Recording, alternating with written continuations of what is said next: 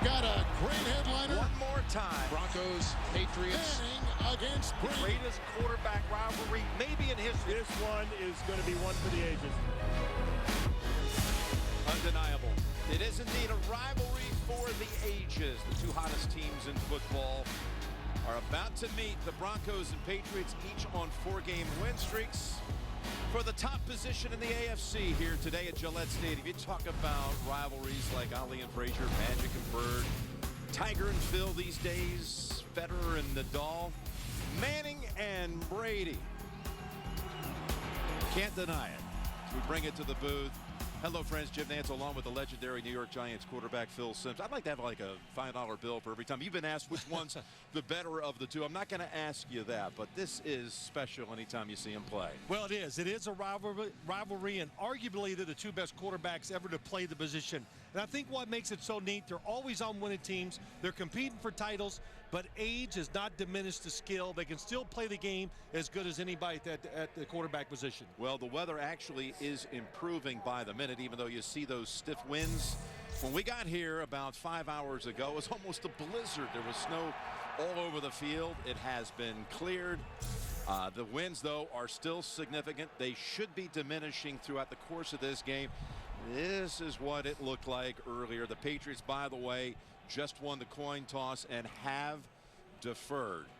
So that's what it looked like around noontime, and that's what it looks like right now. How about the winds, though? How big a factor will it be for the two quarterbacks? Well, it looks better, but I'm telling you, it's still cold and it is windy, like you said, Jim. And I tell you, watch the quarterbacks and the punters and the kickers. Everybody warm up into the wind and downwind. I thought they performed very well, especially Tom Brady and Peyton Manning. They controlled the ball. That's what's most important. I think they'll handle it pretty well. It's got to be cold down those sidelines today for Tracy Wolfson. Tracy, how are you?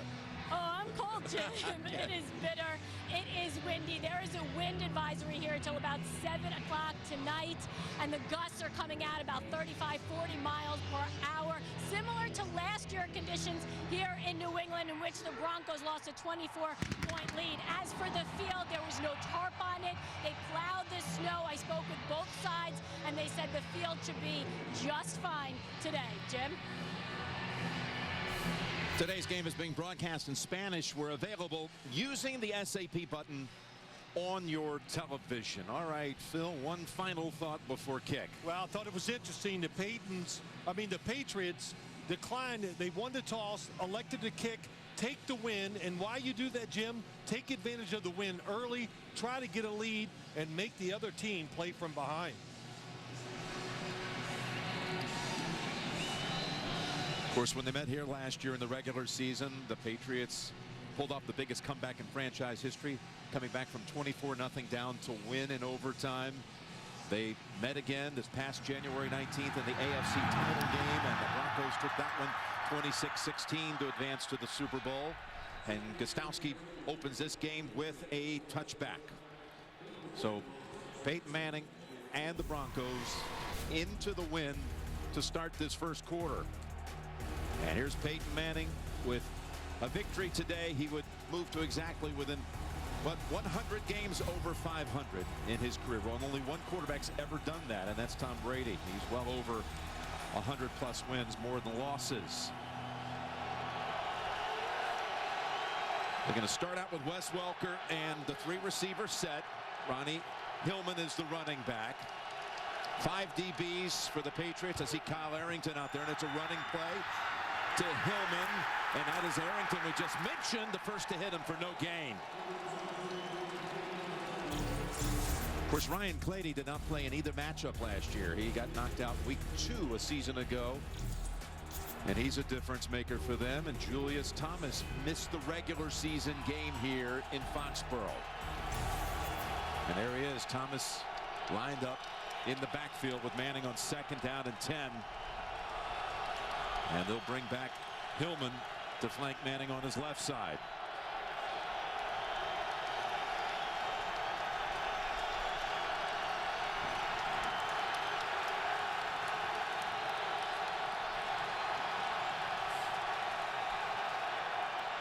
And they run it for the second straight play.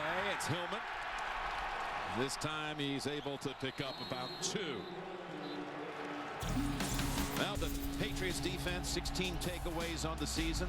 Their plus 11 differential in takeaways, giveaways is best in the league. Hightower and Collins, 5 DBs they started out with, and of course Rivas, the big offseason signee, signed one day after Aqib Talib left the Patriots and signed with the Broncos. Less than 24 hours later, Rivas was a member of New England.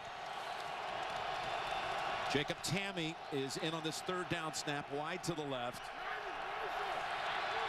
Now let's see what Manning can do into this wind here, presumably on a passing down. Play of game. And they're going to be backing up 5. 5-yard penalty. Still third down. Well, Jim, a couple things to watch as you watch this going into the wind. Do you put all your defensive coverage inside, make the quarterbacks throw it outside the numbers? That's one thought. I've already seen Darrelle Revis on Demaryius Thomas.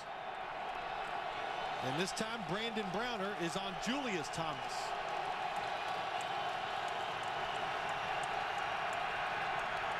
So 3rd and 12 from the 18. From the pocket, Manning's pass to Emmanuel Sanders, and he's just tossed down by Collins. Really good first series for this Patriots defense. One of the big keys in my mind, can they hold up inside, Jim, against the run game, and that way they can concentrate and put more people back to cover this potent wide receiver and tight end group Peyton Manning has. Amendola is set to return the punt of Britton Colquitt.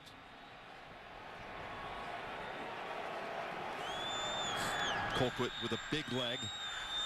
And we'll see what he can do with it right here into that open end air. Jet stream coming right at him. Good hang time, merits a fair catch. Call him at the 30. So it was a fine punt, 47 yards.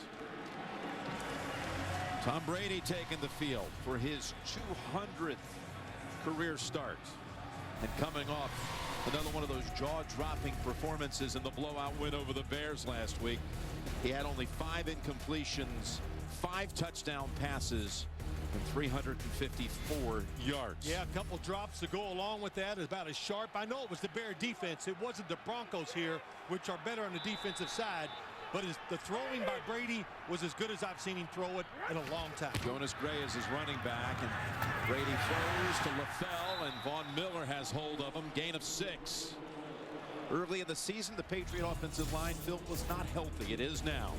Includes the rookie out of Florida State, taken in the 4th round, Brian Stork. And how about Gronkowski as the season's gone on? His confidence has grown. He had 3 touchdown catches last week, and he's looking like the Gronk of 2011.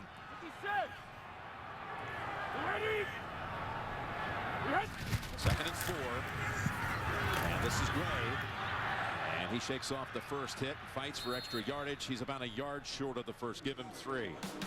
Denver's defense, they stopped them for a 3-yard gain there. They're number 1 in the league against the rush to Marcus Ware. What a difference maker he's been for them. And Von Miller, he was not a participant in that AFC Championship rematch that these two had, as he had his knee blown out in December and missed the postseason. And he got Talib in that secondary, the former Patriot. 3rd and 1. Play action, pass to Devlin for the first down, and out to about the 48. And T.J. Ward brings him down after 10. Really good play to start with. They usually have him come across and block, and it's fools the Denver defense, so they fake the run. He fakes the block, gets outside. Great drive starter for the Patriots offense in a 3rd and tough situation. First down. Brady. Incomplete. Went across the middle. Was trying to hit Gray, who has not caught a pass these last 2 weeks that he's been active. And you look at Brady since the Kansas City game, when the Patriots were humiliated on a Monday night, 41-14. Since that time, 4 wins, 14 touches, no picks. You said it. Gronkowski's healthy. The offensive line's healthy. Brandon LaFell has got into the offense. They're playing great. 2nd and 10. Got time, and the pass was thrown behind Brandon LaFell.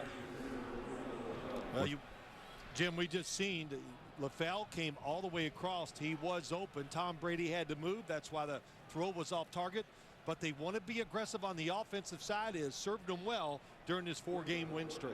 Bill Belichick's team has actually won 13 straight home games and hasn't lost in the regular season to an AFC opponent in the last 33 games. Here's the 3rd and 10, and Brady's there for the deep ball, and he just overthrows LaFell, who was open at the 10.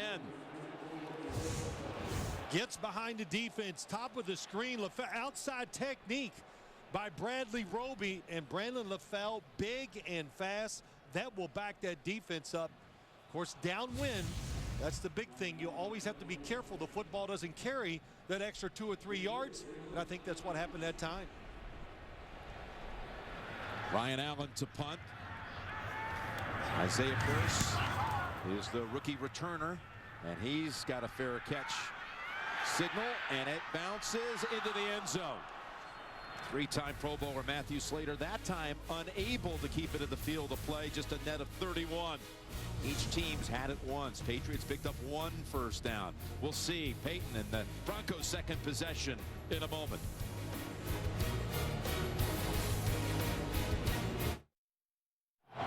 The hottest teams in the NFL ran the table in the month of October. Broncos averaged 37, Patriots 40. Each quarterback threw 14 touchdowns in that month. And they're running on first down with Hillman for 2. Yeah, just look at what these two posted over the last 4 games. All wins. Now they empty out the backfield on a 2nd and 8.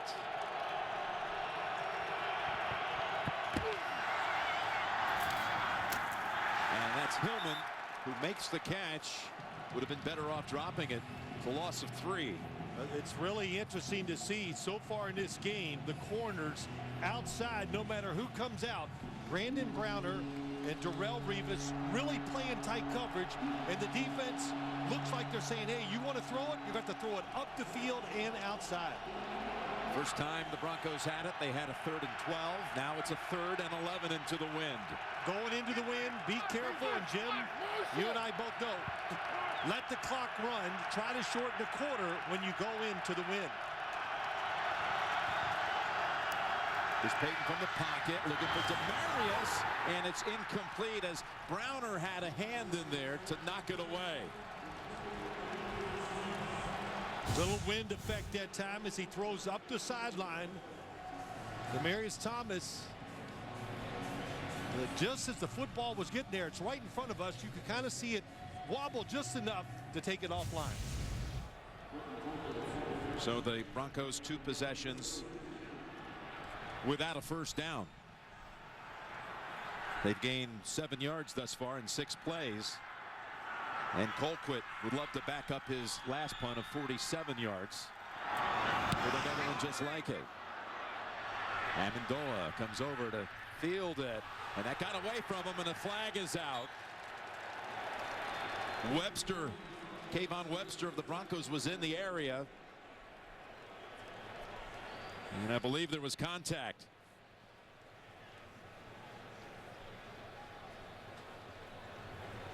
Which is, if that's the call, the penalty would put the football on the Denver side of the field. Here's Walt Anderson. Interference with the opportunity to make a catch on a kick, number 36 of the kicking team. It's a 15-yard penalty from the spot of the path. It'll be first down. There was a mishandling of a punt by the Broncos last year in overtime that bounced off of Tony Carter that set up the winning field goal. Peyton knows that's a mistake.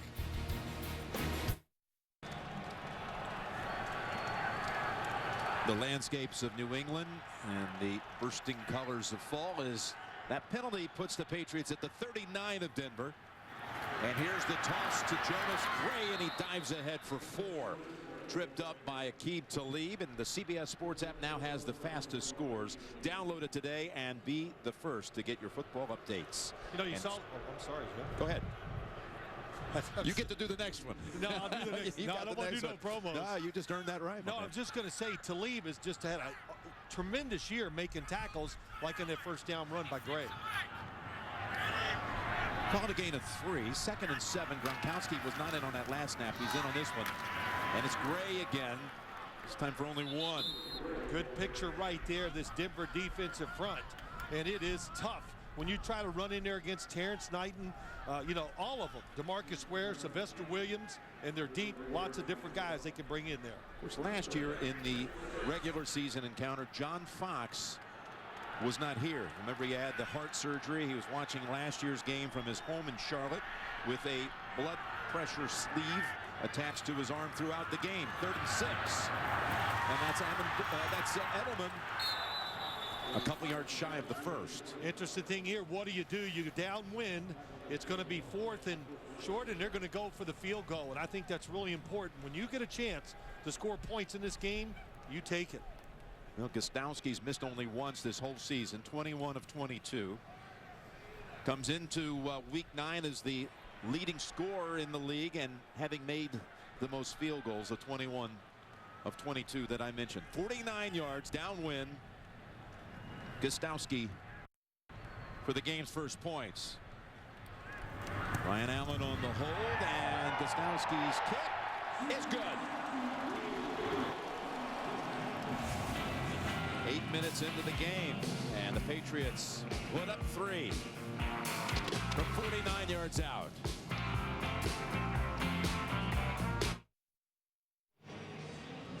Thursday on CBS.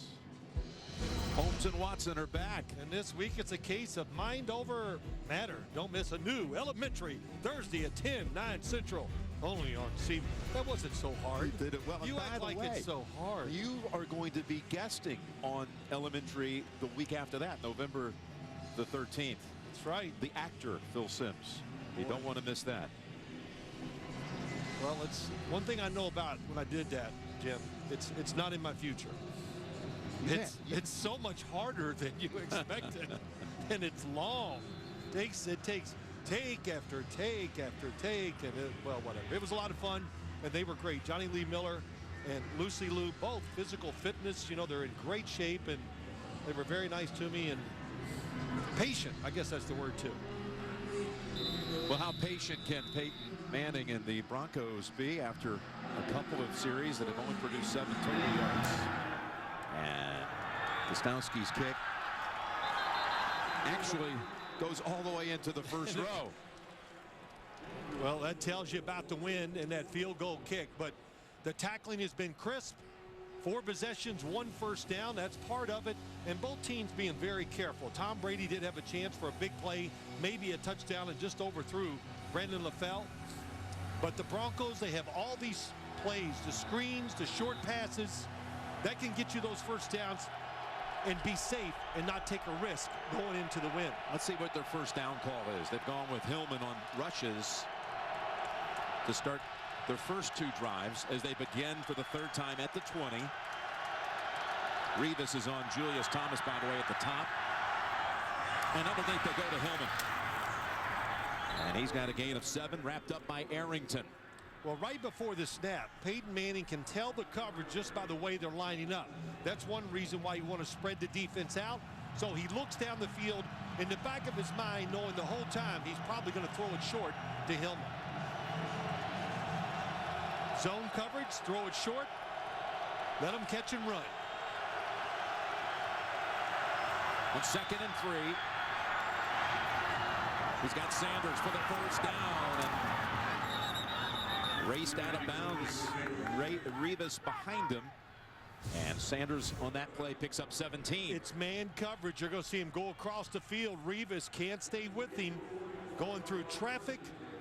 That's what you do to beat tight man coverage. When they want to get up there and bump and run you, go across the formation like Sanders did and just see if they can follow you. Very tough to do for a defensive back. Sanders coming off a 3-touchdown game against San Diego. Here's a first down throw again underneath to Hillman. That's his 3rd catch, and this one is a gain of 4, and he's coming up gimpy. By the way, Thursday night football is going to be a little rumble in the jungle. The jungle being the home of the Cincinnati Bengals on the 40-year anniversary, by the way, this week of Ali and Foreman, the rumble in the jungle. And we're going to have the Browns off a win today against the Bengals off a win. That's going to be a good one. Live on NFL Network at 8 o'clock this Thursday. 2nd and 6. Peyton's throw is on target to Sanders to the New England 31.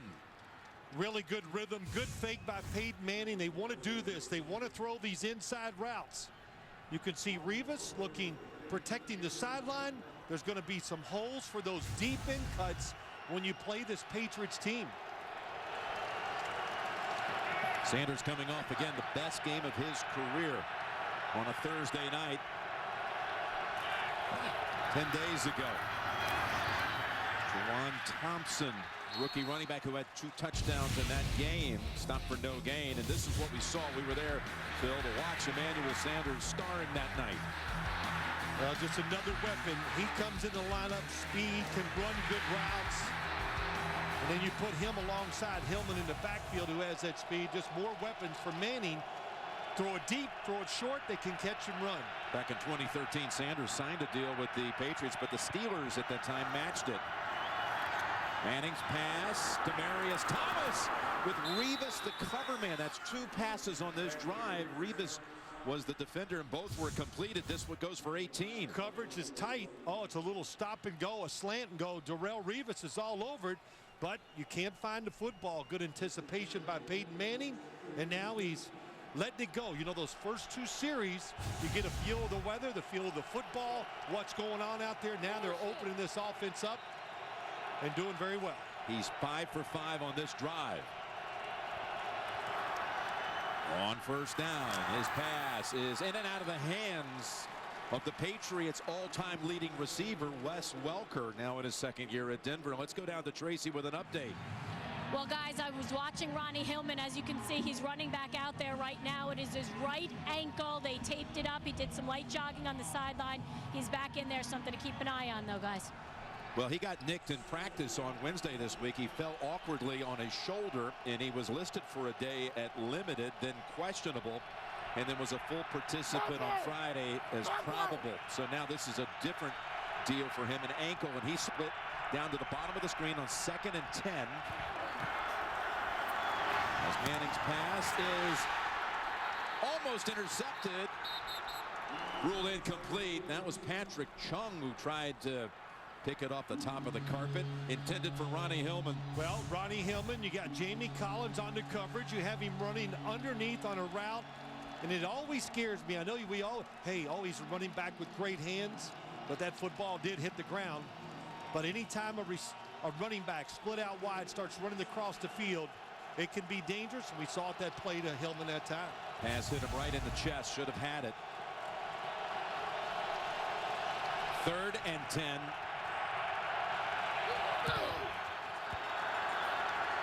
With time to the end zone.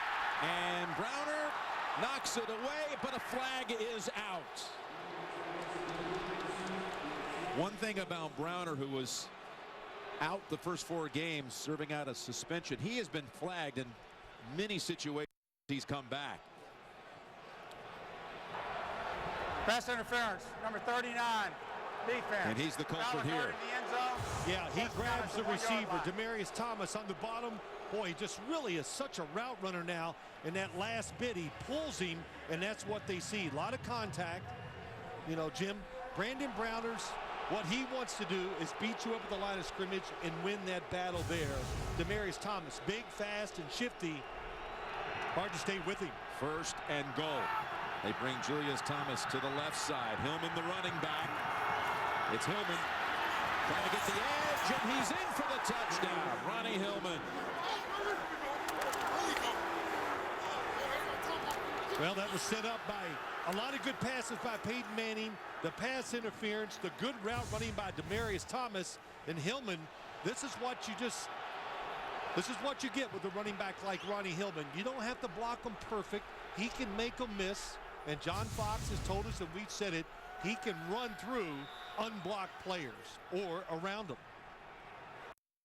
So he scores the touchdown on the same drive where he came up gimpy.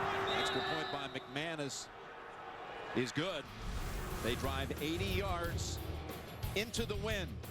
Peyton 5 out of 7 for 67 yards on the drive, and Hillman finishes it off. And let's take a look at today's nationwide sky cam and get a comment from you, Phil, because you know you heard everybody saying the same thing. Oh, if it's windy, it's going to be a big advantage for Brady because Peyton will struggle into the wind. Well, we saw the game here last year, and how about that? He'll just say, did you just see that drive? He made about 4 good throws into the wind. Answer that question one more time, everybody. Amendola from the goal line, and he's taken down by Omar Bolden. Start at the 21. Brady and company down 7-3 in the first. Mind if I do this one, partner? Yeah, you go ahead. All right. Tomorrow on NCIS Los Angeles, a new case will open old wounds. Don't miss a dramatic new NCIS Los Angeles on its new night tomorrow, 10/9 Central on America's #1 network. I mean, I can't do everything, so you go ahead and handle it. Play action. Brady has Gronkowski, who's twisted down at about the 42-yard line. It was T.J. Ward who made the tackle, the man who blew out his knee last year when Ward was on the Cleveland Browns in a game here in December, and he hit him. Hit him low again. Yeah. Good job by Gronkowski getting that leg up. They are excellent. Play action passes, firing it over the middle. Vereen wide to the left on first down. And Brady throws it his way.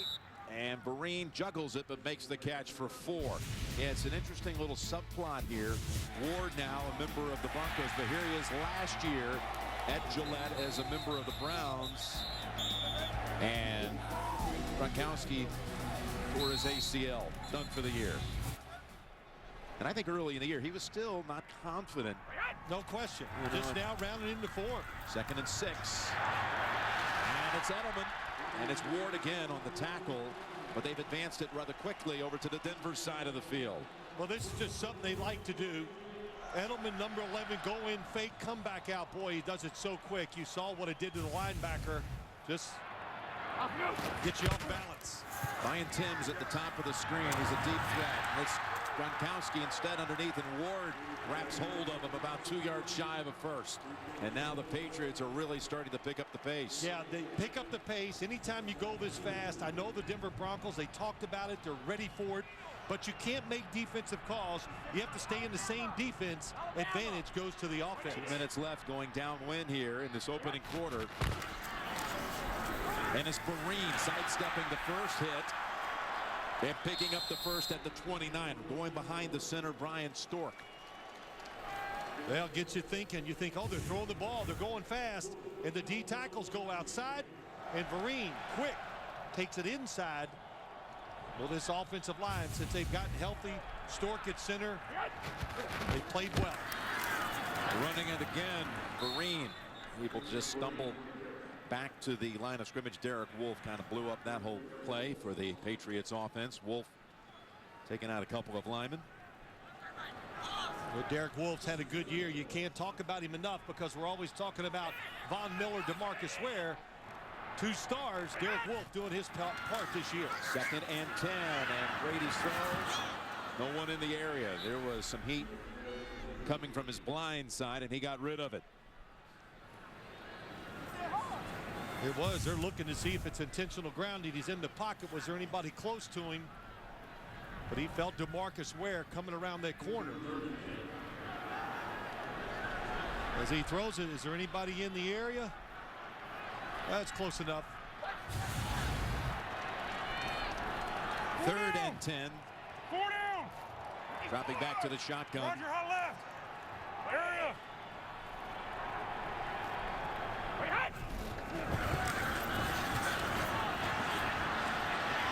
His pass on the mark with Gronkowski and a first down at the 18. Really good footwork in the pocket. That's what Tom Brady's been doing really well in his 4-game win streak. Look at that. Shifts to the side, keeps his shoulders down the field so he can throw across his body and hits Gronkowski once again. Gronkowski with his 3rd catch of this drive. Von Miller got a hit on Brady after the release. Gronkowski picking up 38 of the 61 yards on this series. And off a new set of downs from the 17. Brady now in trouble, and he knows it. It'll go as a sack and a loss of 1 to Marcus Ware, the one to get to him. Yep, you know, these matches outside are going to be tough.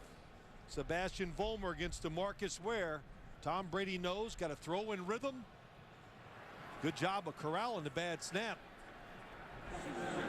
But, you know, go back to that. The one thing I noticed in these last couple games, he's really popping around Tom Brady. And when a quarterback has feet like that, what it does, it really makes you a better thrower of the football. That's Brady's first sack in his last 72 dropbacks. We've come to the end of the first quarter with the Broncos leading it 7-3. You're watching the NFL on CBS.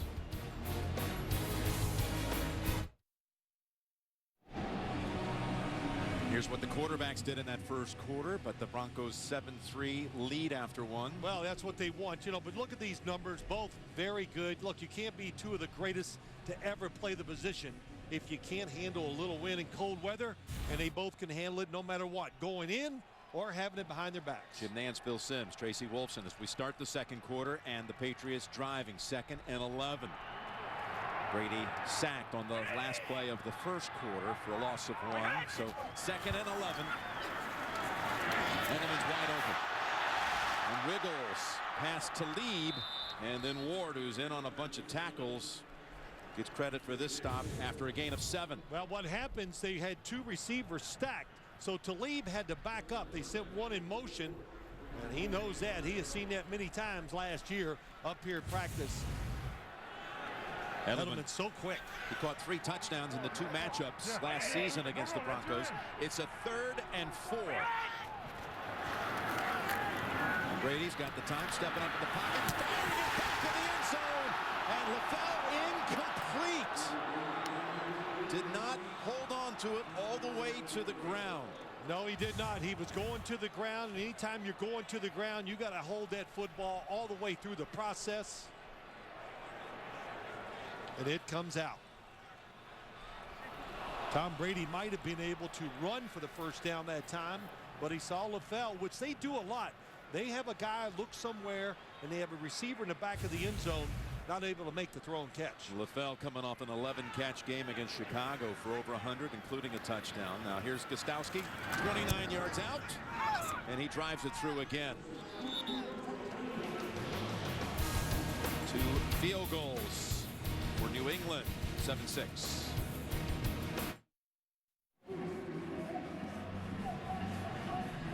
Broncos lead it 7-6, and now we'll have a chance to see Manning and the Broncos going downwind here in this quarter. And how are the Patriots feeling right now after settling for 2 field goals? You know, they're upset. You know, one time you're not going to hit them all, but that's 2 plays. The first one we saw in the opening drive, the long one to Brandon LaFell, they missed it, and then they're not able to connect in the back of the end zone. So they're sitting there thinking we should have 14 points instead of 6. Again, this is the rematch of the January 19th AFC Championship game in Denver, won by the Broncos 26-16, and most everybody thinks that the winner of this game will end up not only the #1 seed, but very probably would be the host of the AFC Championship game on January 18th. Well, Jim, I think a lot of people think that. That's not a stretch to say, and we've had many players publicly say to whatever that this is a playoff game. They know this could have huge implications when the playoff starts. Gostowski, and that one squibbing into the arms of Andre Caldwell. His older brother Rashay Caldwell was a wide receiver several years back for the Patriots. Just a 14-yard run back. Peyton's had to deal in some foul weather games here in the past, Phil. You've been here to see him as well. The AFC Championship game in snow. A divisional playoff loss the following year. There's Rodney Harrison. That was a different league back then. You could hit the receivers. And then the one last year. The Broncos again had the 24-0 lead, only to see the Patriots storm back to win it. They're under 40. Peyton's record is 39 degrees right now. Remember, that 8 and 11, he's always on the road. The action fake to Hillman, and he lost it to an open man, and it's Welker sliding with the catch for 14. It's just so much to look at when you look at this offense. Peyton Manning, nice fake. It looks like a run. They got an extra blocker inside, and when they keep an extra blocker in, they are looking to go down the field for big plays. That time it was Wes Welker going across the formation. Welker just 2 catches last week for 5 yards, but he had a big recovery on an onside kick, and that pass is intercepted. It's Ninkovich with the pick, and he's tackled by Emmanuel Sanders. Ninkovich, who had a fumble return for a touchdown a week ago against Chicago. He just seems to always be around the football. He is. He's just a guy that makes a lot of plays, and he just ran into the tackle. He wasn't even trying to avoid anybody. But Ninkovich, number 50, drops back.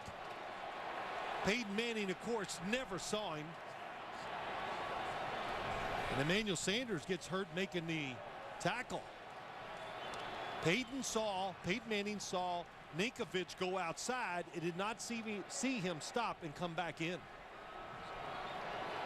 Sanders made the tackle on the far side of the field, and then as he was making his way back to the sideline, that's when he fell to the ground after the tackle. Yeah, he jumped right up. So he recovered after the tackle, took about 20 steps and then collapsed. And now he walks back to the bench. At New England, including playoffs, Peyton in his career 23 touchdowns and now a 26th turnover. His 24th pick, 2 lost fumbles. Sets up the Patriots at the 34. And it's the give to Gray. And he's shut down after a 1-yard run. Well, you'd like to stay with the run if you're the New England Patriots, and I know you hear that a lot, but it's true. To make them play honest, get some easy throws like we saw to Gronkowski over the middle. That's what Josh McDaniels wants to keep in that playbook. Of course, Josh McDaniels, the Denver coach in 2009 and 2010. And he sends in a play that leads to an Edelman catch. And scramble for Edelman, crawling on the ground for extra yardage. Give him 11 and a first. And he always work in practice against the hurry-up offense, but when you see it for real, it's usually much faster than you anticipate, and it's hard to get ready, make those calls, and communicate, and everybody run the same defense. On first down, the fake to Vereen, and now they go the other way to Gronkowski.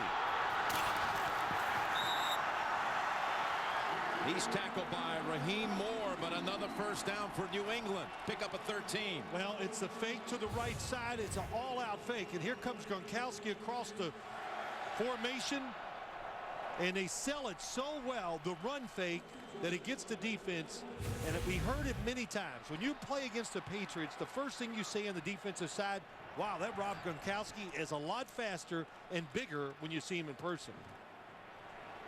They brought in for Gronkowski the complimentary tight end Tim Wright, who's been getting better by the week. They picked him up in a trade from Tampa early in the season, part of the Logan Mankins deal. And first and goal, needing the full 10, and Brady just throws it down. But DeMarcus Ware chasing after him. Flag out.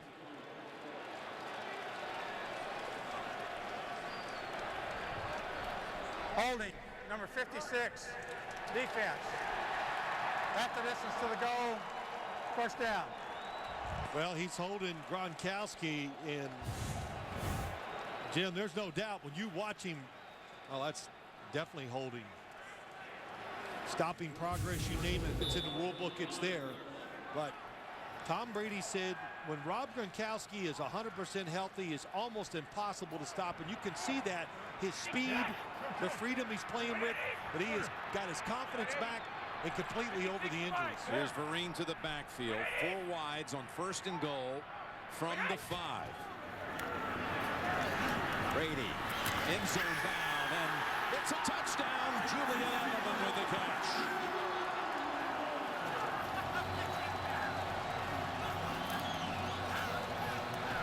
Well, I had mentioned it before. Across the 2 games last season, Edelman had a total of 3 touchdowns against the Broncos, and he's got the first Patriot touchdown of this game. Yeah, he just keeps working. the play, the original design, the coverage is good, but Edelman keeps going across the field, and Tom Brady's so good, throws it low where nothing bad can happen.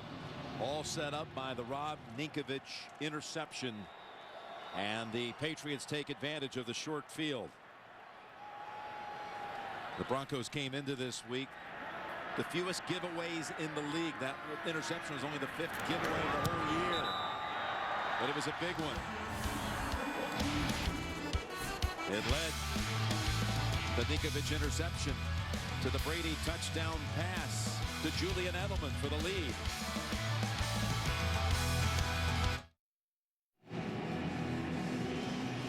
Well, there's what we're talking about. Edelman feasting on the Broncos over these last 3 games. Now got 4 touchdowns in that span. And Brady's now thrown a touchdown pass in every career game, regular season and post, against the Denver Broncos.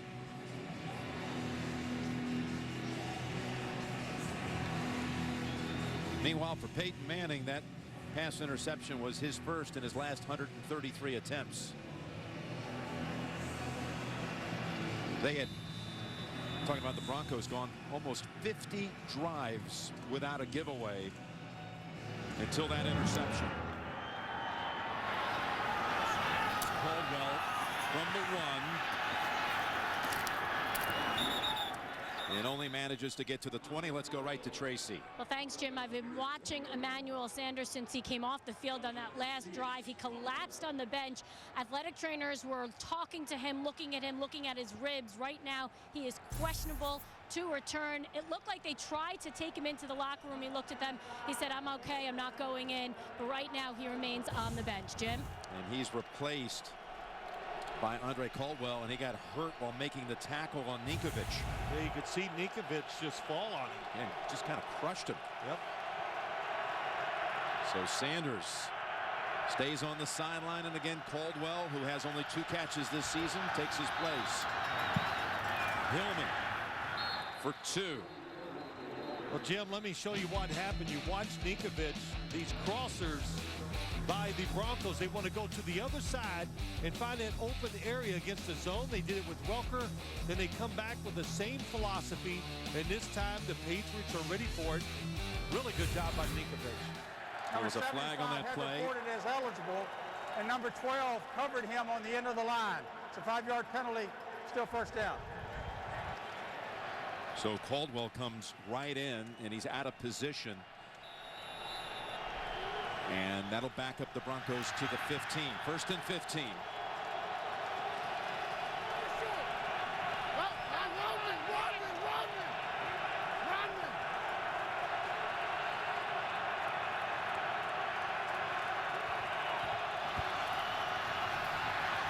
Here's Peyton's pass to Demaryius Thomas. Rounder is there for him. So too is Collins. And they hold him to only a yard. That time they changed up. They got a little blitz, and that blitz, of course, made Peyton Manning move out of the pocket. Hard to throw it down the field when you're moving to your left as a right-handed quarterback. Talking to Julius Thomas, who has not been targeted to this point in the game. 2nd and 13. It's Collins threatening the blitz.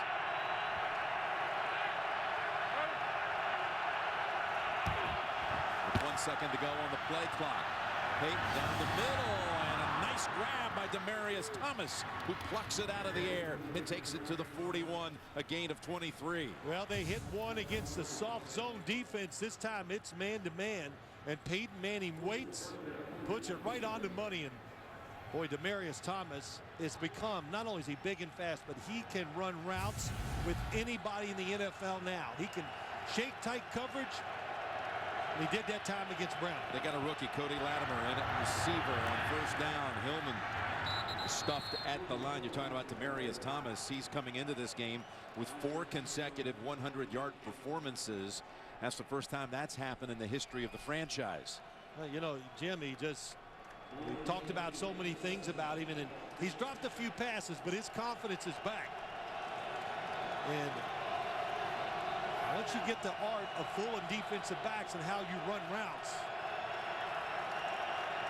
almost impossible to stop. You saw Belichick on the sideline looking just past Manning. It's a 2nd and 10 from the 41. There's Welker. A flag is thrown, by the way, in the area in which Peyton released the football. Holding, number 71, offense. 10-yard penalty, still This second is down. called on Paul Cornick, the right tackle, who today is getting his 3rd career start.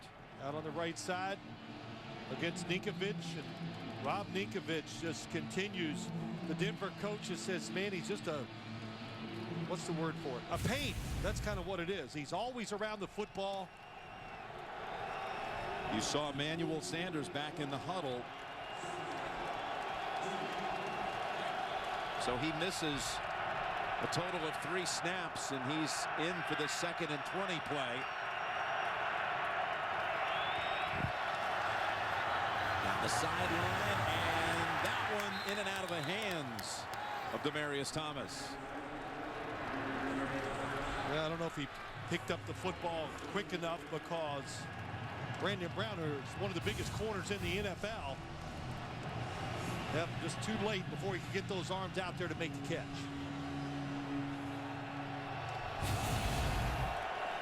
Browner does have phenomenal size for a corner. Demaryius Thomas on the outside is really struggling. I don't know if he's out of breath, but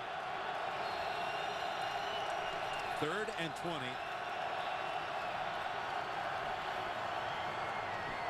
Look at number 88, Jim.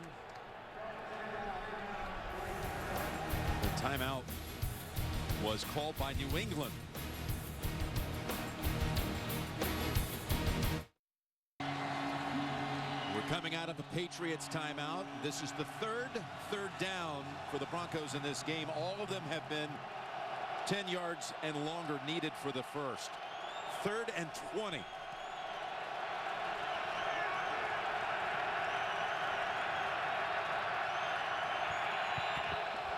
Patriots back off. Down the field they go in the direction of Sanders, and no flag. Covered by Malcolm Butler.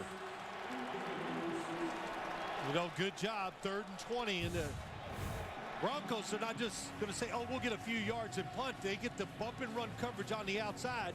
The thing about throwing the football downwind, sometimes if you try to get it in the air, it just glides and goes way too far. Manning threw it on the line, but still a little too far. Little known rookie out of West Alabama, undrafted Malcolm Butler, the cover man on that one. Edelman is the return man. Oh, lost the handle. Oh, somehow Brandon Bolden did not block it. He was right there. Here's Edelman. Edelman's got room to run. Past the 50. Cuts back past Tommy. And Edelman going for his 4th career return, a new Patriot record.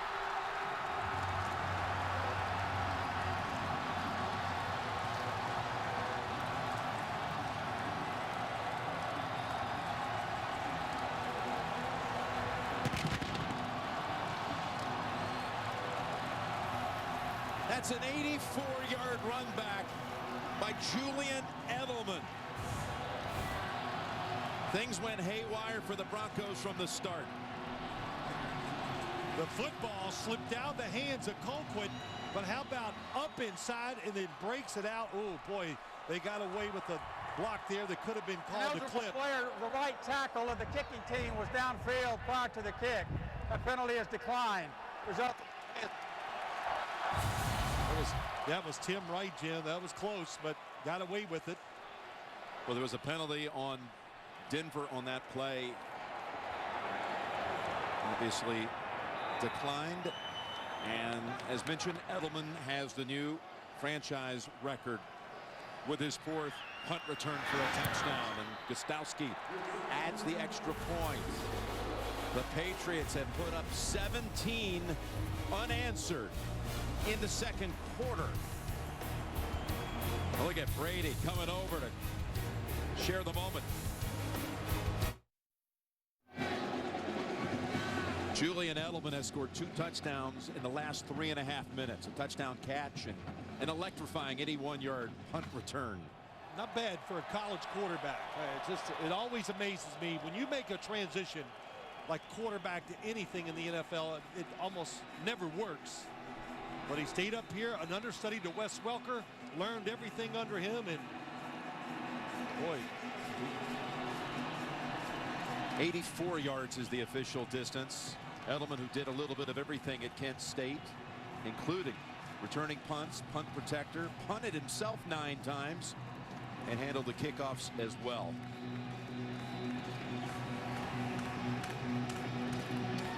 Raised in Redwood City, California, about 8 miles from the Brady home out in the Bay Area. It's meant to be. Short kick. Caldwell's had 2 forgettable returns, and this one as well. Well, since I mentioned it, Jim, let's just look at the block. Tim Wright, number 81. There it is. Did he get his head in front? Shoulder, your front shoulder in front of the... What do you think? Well, I think it wasn't called. But when I saw it live, I looked immediately to the official there to see if they were going to throw the flag, and they did not. First Bronco return given up since Christmas Eve 2011 at Buffalo. Jonathan Casillas, by the way, just brought up this week, traded from Tampa. He's made 3 special teams tackles, including the one that starts him at the 25. Here's Sanders, and he's able to carry Collins with him for a couple of yards to pick up the first. Gain of 11. Special teams, though, was a big difference maker in the regular season game last year, and it has been already a big story midway in the second. Ronnie Hillman has the carry for about 4, and we're going to go to Mike Carey in New York and ask Mike what he saw as far as a clip or no clip on that punt return. Mike? Yeah, I think the call would have been an illegal block in the back, but it was a good block by the offensive man on the side and a good no call by the official. There you go. All right, thank you, Mike. Second down at 6. Play action, sideline bound, and Sanders has his second catch of this drive. It's something the Patriots talked about. Hey, let's take away some of these throws and play man coverage, which they are here, and make Peyton Manning throw it to the sideline. Well, we've already seen in this game he's not afraid to do that. 5th catch already for Sanders. He's at the bottom of the screen. Butler on him.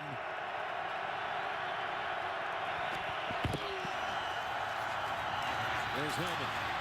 He's able to shake off Ninkovich in the backfield and pick up 2. Well, that time, you know, we haven't heard the word Julius Thomas yet, or his name, Jim, catching passes. Now they have Brandon Browner inside against Julius Thomas. So got him on him again. So the Patriots mixing up who they're matching these defensive backs against. Top of the screen, it's Revis on Demarius. 2nd and 8. All kinds of time for Peyton. Throwing now on the run down the field. Coming back for it is Emmanuel Sanders at the 23, and he got away from Malcolm Butler for a gain of 25. Wow, that's just good work by the offensive line. Sanders coming all the way down and back. Nobody gets outside to contain Peyton Manning. He goes out there and just waits. And that's what you do. When the quarterback is moving towards you, the outside receiver work back towards the quarterback. Sanders with a big first half, totaling 89 yards on the 6 catches. He's been a matchup problem for the Patriots. They've been keeping a really close eye on Julius Thomas, who has again not been targeted. 1st and 10. And it's Hillman turning around a little too late, incomplete. Well, see, I think that's what both teams basically told me. If you want to put special attention to Julius Thomas or Gronkowski on the other side, we're not worried. We deal with that all the time, so they know how to find the next receiver to throw the football to.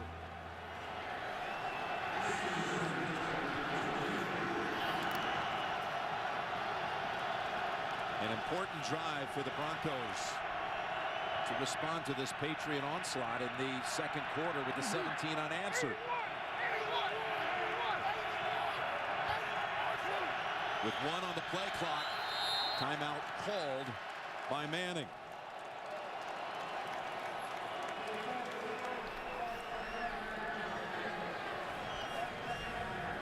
We're talking about how special teams have been an issue for Denver here at Gillette Stadium. This is what happened last November 24th.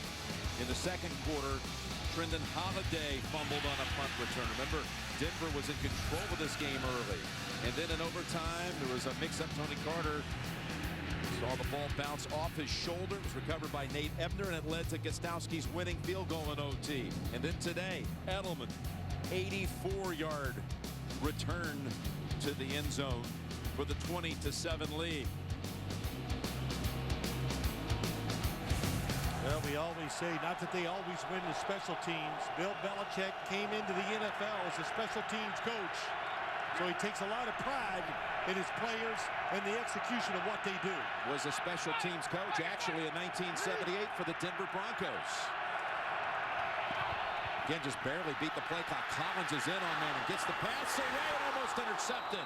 Welker broke up the interception. Arrington looked like he would get the pick.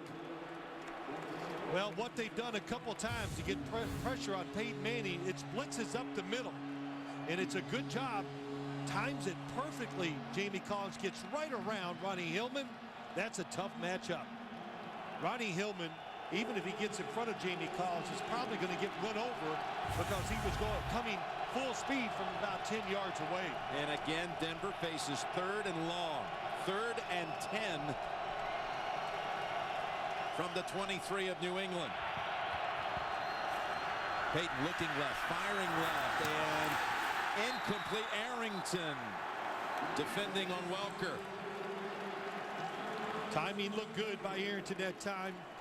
Boy, they're not tight coverage on the inside. You see the breakout and gets there as the football goes over Wes Welker's head.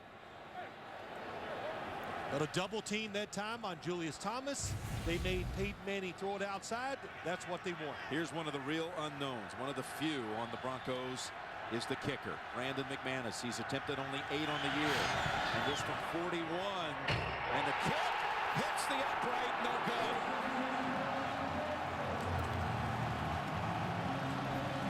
His 3rd miss in 9 attempts.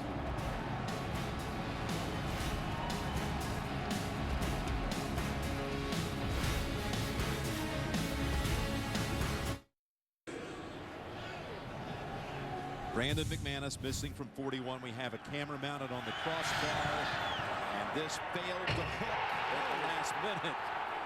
And he's a guy that normally would expect that to make the move at the last moment, but the wind was working left to right against that hook. So they take over from the 31 point of the field goal try, and they look for Gronkowski, incomplete. See the ribbons going that way, Jim, up on top, and you said it. I was looking in the big jumbotron at the top of the stadium. With the wind in this quarter, Broncos throwing an interception, allowing a punt return for a touchdown, and missing a field goal, not producing any points. Meanwhile, 17 for the Patriots in this quarter as Gronkowski gets within a foot of the first. Tonight on 60 Minutes, why would a Navy SEAL who shot bin Laden be under investigation by our government? Plus country music's biggest star, Blake Shelton, only on 60 Minutes. They hurry to the line, 3rd and 1. Fake to Vereen, rolling out with Wolf giving chase, and Brady just has to throw it away. The Denver defense comes up with the stop. Really good job by the defense to hurry up. It's either a quarterback sneak or they run it outside. So they go with the fake, and the defense is there to cover the back and the flat. Nowhere to go, and Tom Brady. He's not happy about this contact after the release as Wolf takes him to the ground. Well, you got to give Wolf the benefit of the doubt that he does not know the football's been released. So that brings out Ryan Allen. Danny Aiken, the snapper. This kick influenced by the wind. Bounces at the 30 and comes out to the 33. Just a 27-yard punt. inside of 5 minutes to go in the second quarter. And coming up on the Verizon halftime report, JP, Tony, Bart, Boomer, and Coach Power, all warm and cozy for all the scores and highlights, plus a preview of our Thursday night game, which we're looking forward to. Cleveland at Cincinnati on NFL Network. It's all coming up on the Verizon halftime report. Well, we got two hot teams coming in there Thursday night. Pretty excited to see both of them, Cincinnati, and of course we haven't seen the Cleveland Browns. And how about the Brownies? They're 5-3 going into that game. Not many people. Well, nobody expected that. I didn't, and of course nobody expected Brian Hoyer still to be the quarterback as they go into the second half of the season. Another good job by him today.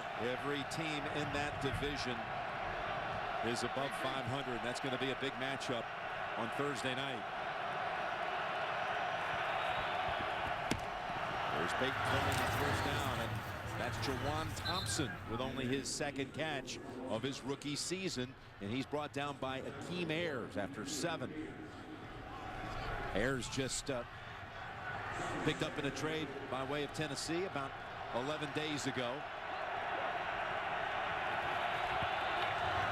2nd and 3. That's a first down catch for Welker. Well, you always hear everybody, especially when they play pocket passers, we need pressure inside. Dante Hightower, number 54, been doing more blitzing and pass rushing from the inside the last couple games and becoming very good at it. 1st and 10 from the 47. And that's Thompson with a little jump cut. And taking it up the middle for a nice gain. Inside of 4 minutes to go in the first half. That picked up 6. Well, you know, when Vince Wilfork is not in there, it's the time to run the football inside. He's been playing well today. Couple tackles. He's out of the lineup right now. There's a 2nd and 4, and again he finds Welker for a catch that picks up the first. That one goes for 9. And Vince is coming back onto the field. Patricia, defensive coordinator. Now that you've got your breath, looks like they're going to come up and try to pressure Peyton Manning. If nothing else, they're going to try to pressure these wide receivers and take away those easy throws. Here on first down. Manning throws it down the field, and it's incomplete. That was Revis guarding Sanders. Well, what they tell us, Jim, you know, what about Darrelle Revis? He's had some truly shutdown games this year where he has been great matching up against another receiver, but they said, nope, we're just going to run our offense. No matter who's covering the guys I'm looking at, we'll just throw and catch. And they've gone after Revis a little bit here in the first half. Demarius Thomas is not in on this play. 2nd and 10, and Manning scrambling. And a rare sight of Peyton picking up positive yardage when he runs with it. That's his longest run of the season, goes for 4. Again, nice move on the outside by Ninkovich, and Peyton Manning out of the corner of his eye, probably starting to be a little alert. Hey, this number 50 is getting back here a little too much. That's the first rush for positive yardage since the shootout win against the Cowboys last October.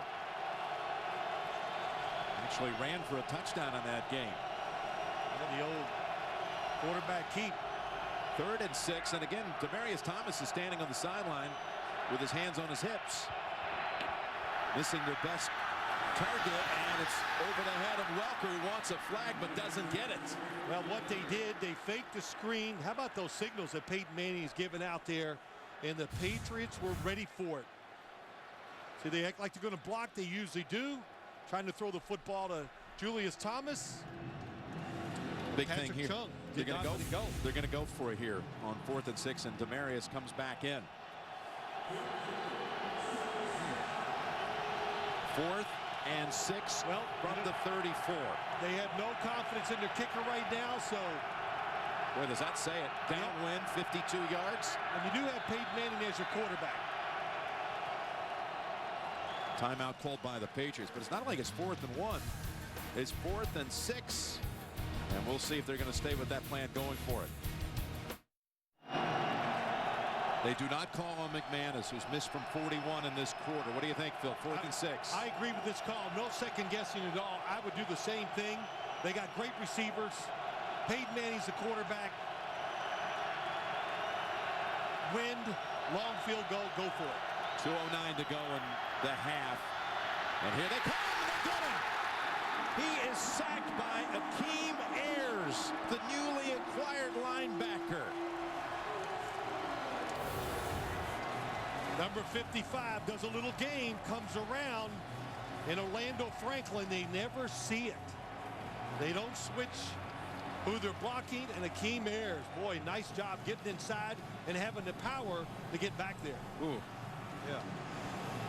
Always is concerning for any quarterback when they get hit down low like that. Two new linebackers, though, Akeem Ayers and Jonathan Casillas, really are standing out. Even in this game, Jim, and they did, like when you watched it last week, Casillas saw him many times going, wow, what a quick way of just indoctrinating himself to the team and being productive. Ayers again picked up last week, got a sack in the game against Chicago. He's got a sack in each of his first 2 games as a Patriot. This is Brady working hard to pick up 1. We've reached the 2-minute warning at Gillette Stadium with the Patriots in front 20-7. You're watching the NFL on CBS. Coming up, the Verizon halftime report with JB leading the way through all the scores and highlights and a preview of the Thursday night football game, Cleveland and Cincinnati. Coming up on the Verizon halftime report. 2nd and 9. Remember, New England also gets the ball to start the 3rd quarter. Look at Brady take a timeout here. And that was New England's last timeout. What happened there for New England? I think they came out. The Denver Broncos had a different defense.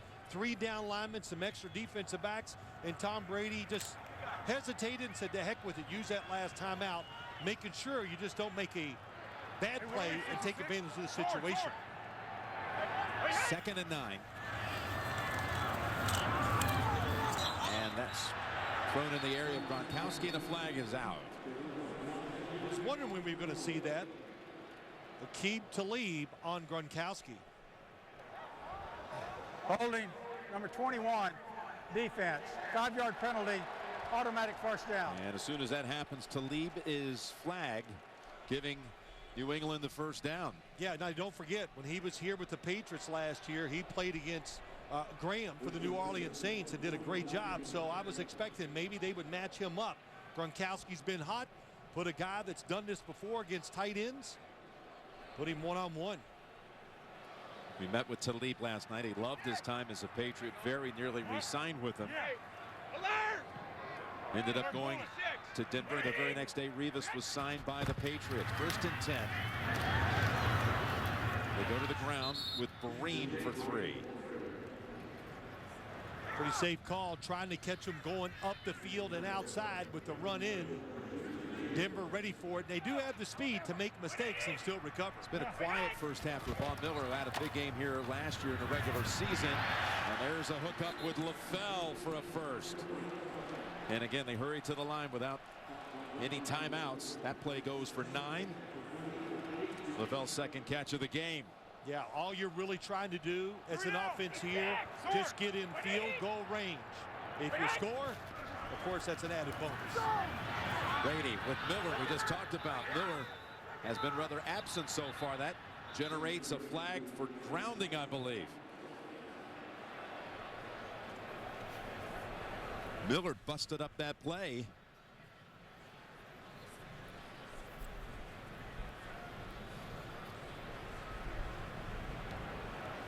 Intentional grounding, number 12, offense. Loss of down. 2nd down. Boy, Von Miller, that's the new move. We've seen that quite a few times. The spin, he engages the offensive lineman and just spins off of him. And as Jack Del Rio said about Von Miller, look, it's all coming together for him now.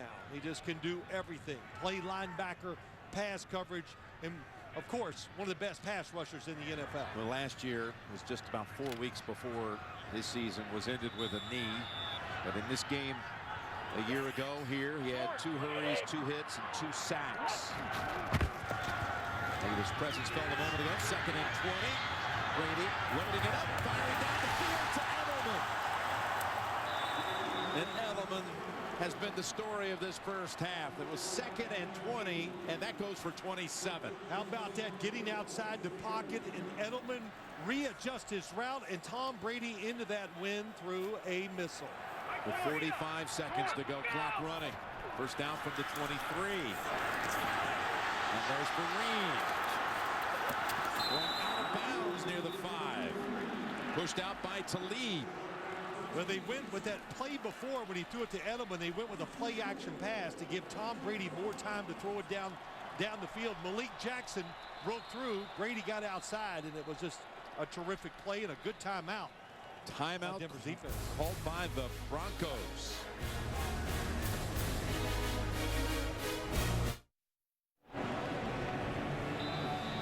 We're back. There's going to be a big ceremony at halftime honoring all of the Super Bowl champions from that 3 Super Bowl stretch. There you go. You see the extra protection. Boy, what a nice job by Edelman shaking off T.J. Ward. First and goal from the 5. 6-6, 6-6. Ricky forwards the mic. Sword.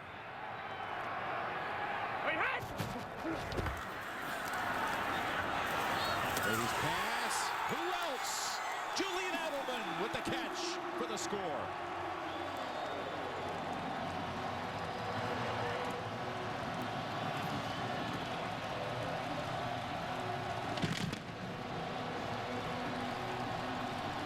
Well, the speed of the offense, running the plays the way they're doing it, they've neutralized the pass rush. On the outside, great fake inside by Edelman. Is it a clean catch? Well, as he rolls over, no doubt he has the football. Does it hit the ground here? Oh, this one, I believe, will not hold up. I believe you are right.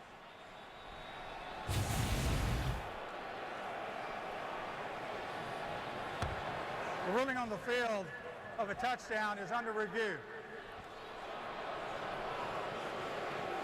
Well, that was a nice route, though, by Julian Edelman against Aqib Talib. Faked inside, which they love to go across the back of the end zone, and that football, it hits the ground. Yeah, it definitely hit the ground, and he did not have control. That is going to be taken off the board.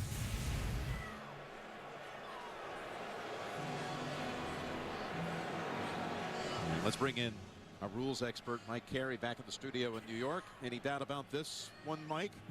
No, guys, you're all over this one. You could see his hands were apart, no control. The ball hits the ground.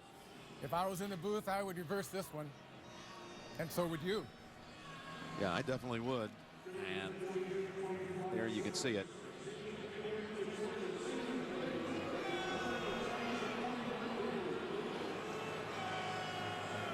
Which is going to set up 2nd and goal from the 5 once Walt Anderson confirms what we saw.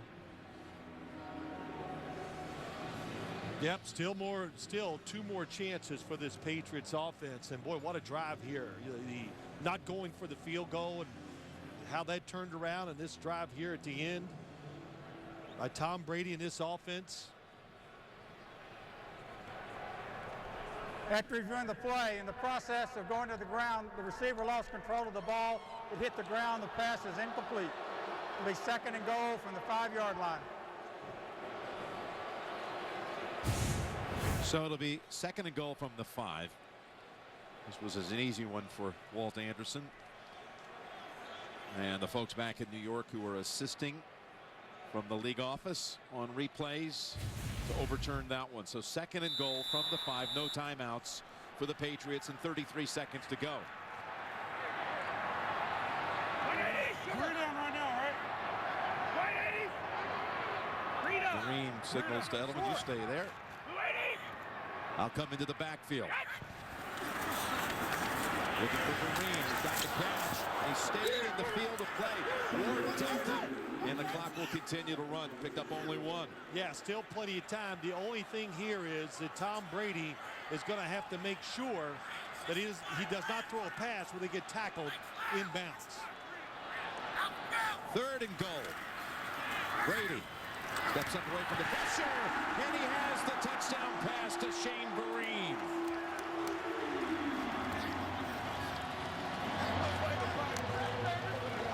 said it earlier, the pass rush of the Denver Broncos, which I thought might be a problem for New England, has been neutralized. And Tom Brady once again just moves in the pocket. Nobody has the running back coming out of the backfield. They were just trying to push everything off, playing a zone. Get too deep in the end zone. Vereen goes underneath. And all this talk about how the wind would be a factor for the teams that were going in this direction in this game. They've scored all the points except for a field goal by the Patriots in the first quarter. 31 of the 34 points in the game have been scored going into the win. How about that? Tom Brady now in front of Drew Brees. But just a good job. Tom Brady has been so good moving around in the pocket, and this has been what we've seen for weeks.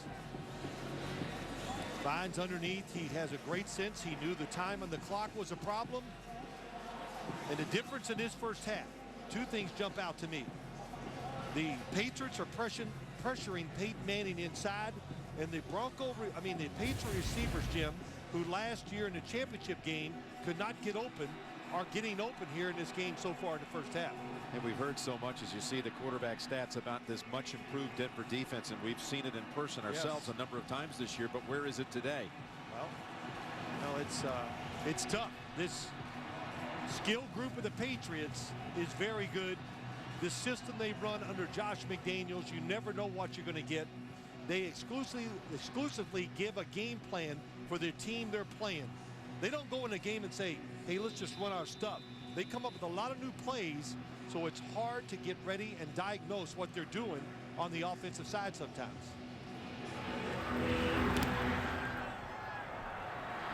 With 8 seconds to go in the half, this is Bolden with the run back. And he's clipped up by Brandon Bolden. Bolden on Bolden with 2 seconds to go in the half in a quarter that has been dominated by New England, putting up 24 in the quarter. Well, you know, too, special teams just kind of show you, right? The special teams, the Patriots look like the faster team, and that's carrying over to in the other two elements of the game on offense and defense. And remember, that score gives New England that much sought after double opportunity. They will be receiving the kick to start the third quarter after deferring at the top. 27-7 Patriots at the intermission. We'll be back with the Verizon halftime report after this message and a word from your local station. You're watching the NFL on CBS.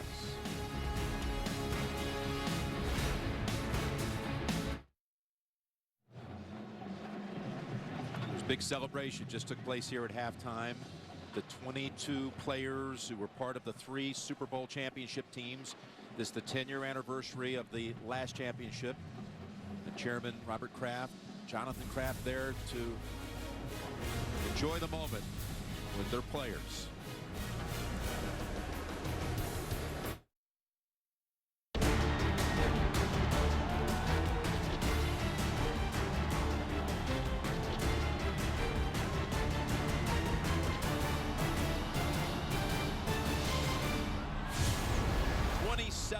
To 7 New England as we're about to begin the third quarter.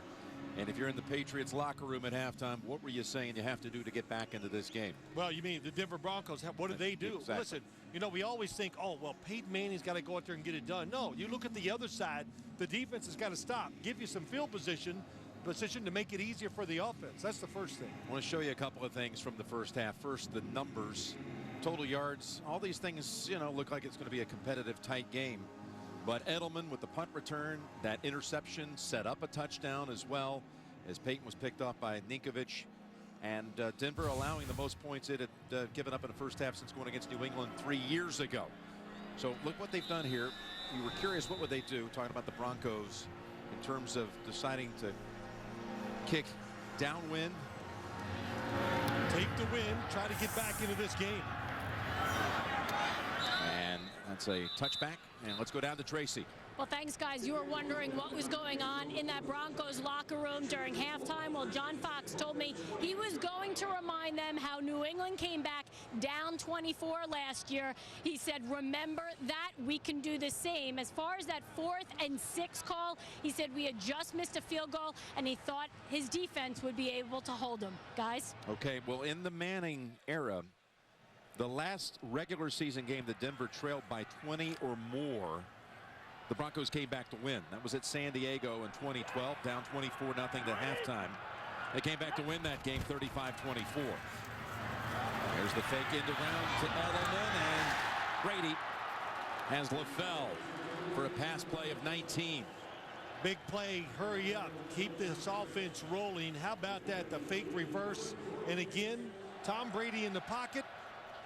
It was another clinic. Avoid, step up, and then you can't even tell he's throwing in the wind. Look what they've done, the pass distribution for this offense. Wide receivers last year, Jim, again, the big thing, yeah, Broncos defense better this year. This is Gray, and he's bounced around, loss of 1, his 5th carry for a total of 6 yards. You know, you think about that championship game. I just go back to that matchup. The Patriots had some tough times finding ways to get the football down the field. Of course, Gronkowski not there. The wide receivers were different. Today, they are winning one-on-one matchups.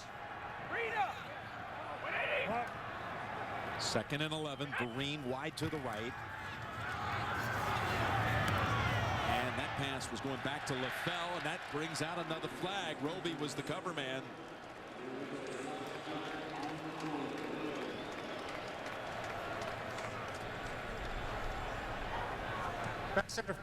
Number 29, defense. First down, the spot of the foul. It's the 7th penalty on the Broncos today versus 2 against New England. Down here at the bottom, Bradley Roby grabs him and pulls him. Easy call. You know, I thought it was interesting. You said to Coach Belichick the other day, Brandon LaFell is really working his way into the offense, and he says, look, he's been ready since training camp. And all we needed to do was start targeting him more and throwing it his way. And he has shown he can make the catches and get yards after the catch. He's got 3 catches for 33. And a first down pass again. And this is a long ball to LaFell. And he got a hand on it, incomplete. Chris Harris Jr. on the coverage. He had him, and he needed to throw it across the field more. So he threw it up the field. And LaFell's makes that bend back, and it makes the coverage much tighter. If Tom Brady would have let him all the way across the field, Brandon LaFell was going to outrun him and make the catch. It's twice he's gotten behind the defense. That's the difference, too. This Patriots offense now, they block it up. Tom Brady throwing the football down the field much more than last year. 2nd and 10. And they were blitzing, going for Brady, and knocked away by Roby, their 1st-round pick out of Ohio State. It was Harris blitzing on Brady.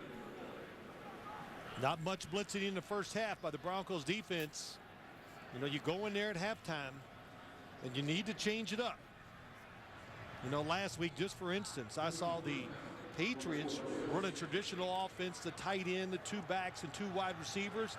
They started the second half. He came out with 5 wides and went up and down the field. So it's very important when you're playing good teams. Keep making them think. 3rd and 10. They come after him. Ball tipped around and intercepted. It's Roby who gets it off the deflection. Again, Brady had Broncos closing in on him. And that's his first pass interception in a long time, going back to September.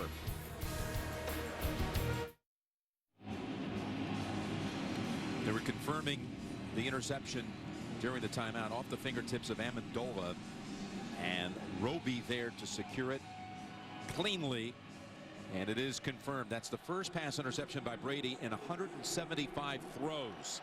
And for New England as a team, their first giveaway in 54 possessions. Just what Denver needed. out of its defense to start this second half. Down 20 from the 43. Manning looking for someone open, and it's incomplete. Demaryius Thomas the target. They're just hitting hard. That's what's doing the difference for the Patriots. Good job by Browner knocking it away. And two things. The Patriots defensive line took away the run early, and the Broncos have gotten away from it.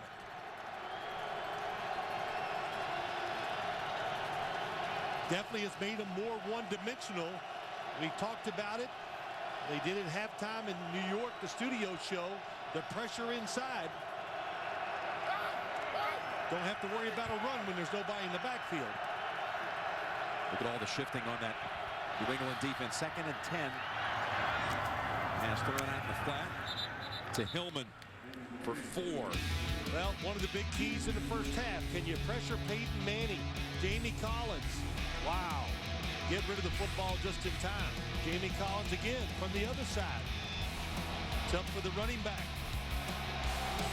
And Akeem Ayers comes around on a game and gets the sack. Really turned the first half around. Yeah, that was on a 4th down, 4th and 6 when they bypassed a field goal try from 52. Here's the throw down the field, and they've got their target this time. It's Demaryius Thomas for a gain of 27. Well, it was a good blitz. They get to Peyton Manning, and it's a little change route. They switch. So they're always faking those screens, and that time it's not a screen behind the line of scrimmage. Demaryius Thomas takes off and goes down the field, and it fooled Brandon Browner.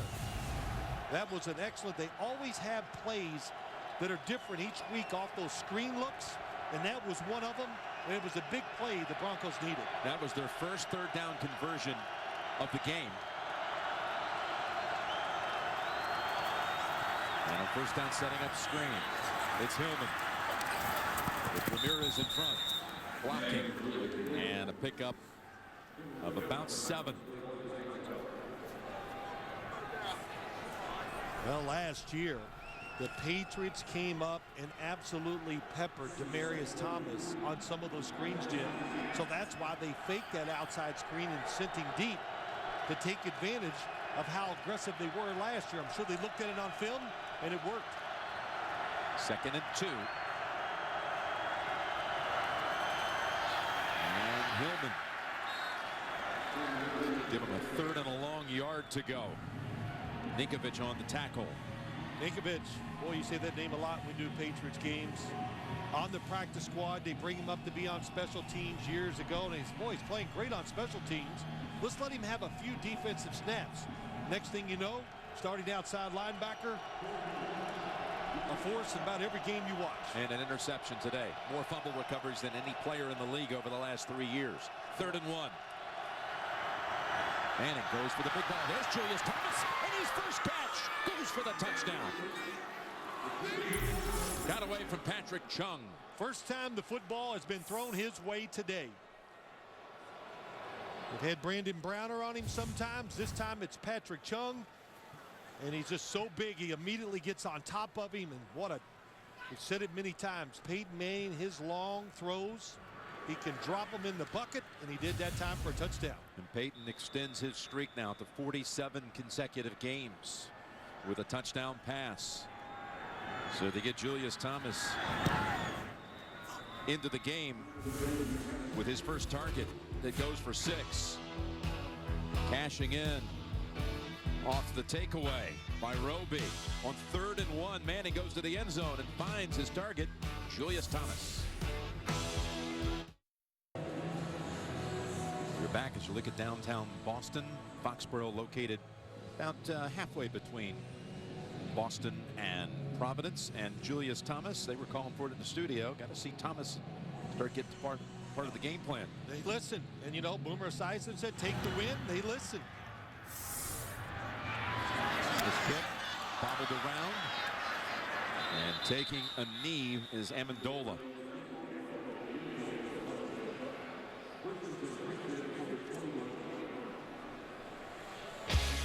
Well, let's go back, Jim, and look at Brandon Browner on Julius Thomas, and he's just so big. He's as big as these tight ends, so he can handle it. Tight coverage.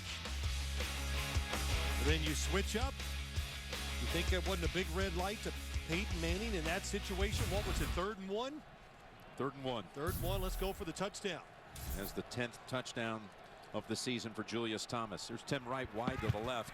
Manning goes on 1st down to Gronkowski, slips through the tackle, and is shoved down by Nate Irving. Broke away from DeMarcus Ware. Wow. He's got 15 with that one. I mean, you talk about a guy that can just catch the football and rumble. Simple route, break that tackle and just hit and fall. And again, his size, great hands. They can run after the catch. Julius Thomas, though, that one catch was huge. Gives their team some confidence. 1st and 10 over the top. He had to throw it over Von Miller. And it's incomplete. Trying to hit Vereen with NFL Mobile. Stream live local Sunday afternoon. Primetime games and NFL Red Zone right on your mobile device. Learn more. NFL.com/mobile. I'm sure that defensive line got a little chewing out at halftime too. They came out, pressured Tom Brady, calls that first interception, but you know they have pressured every quarterback. Makes you second guess what you're looking at because you don't expect to get much time to throw the football. Broncos, 54 to Mike. Alpha, go! As Vereen, he's got 2 out of that. 10 carries for the Patriots in this game.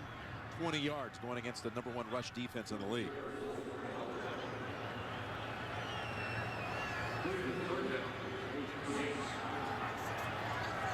You know what Manning's thinking about? Last year, he's saying we were up 24-0. That's right. This team came back, saw the Patriots come back, take the game to overtime. New England won it. Trying to do the same turnaround on him this time. 3rd and 8. And that ball is on the mark for Amendola.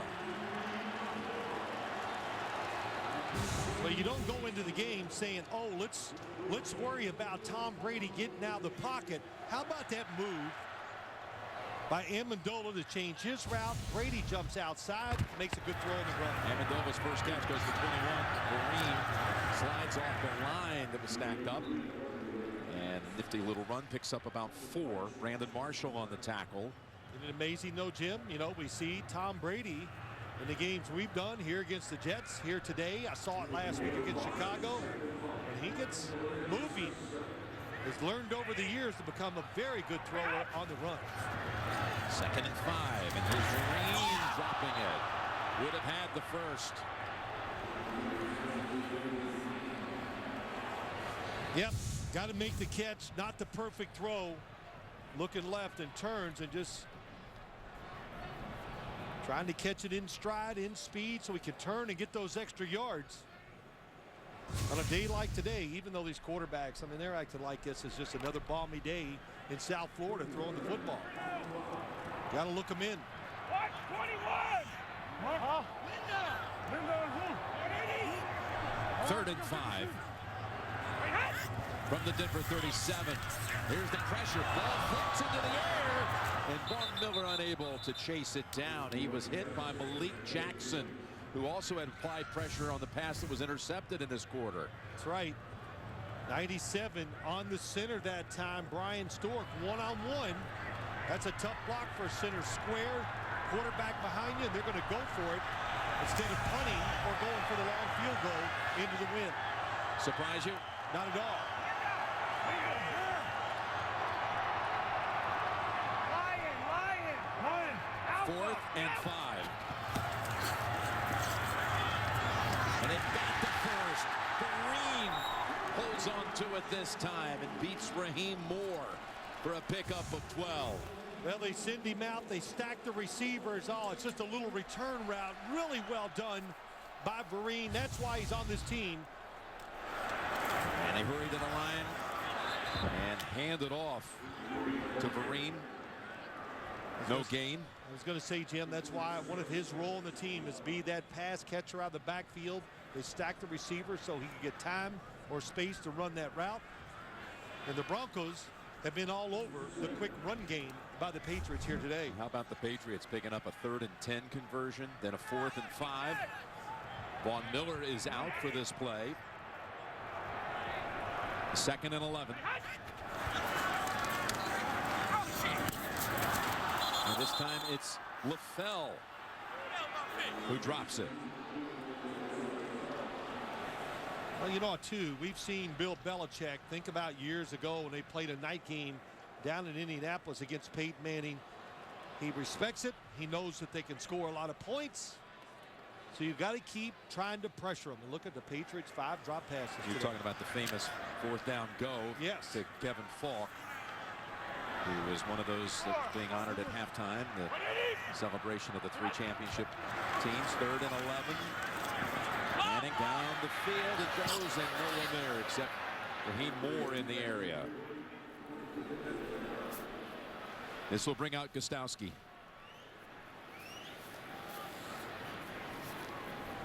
Going to be about a 45-yard field goal attempt.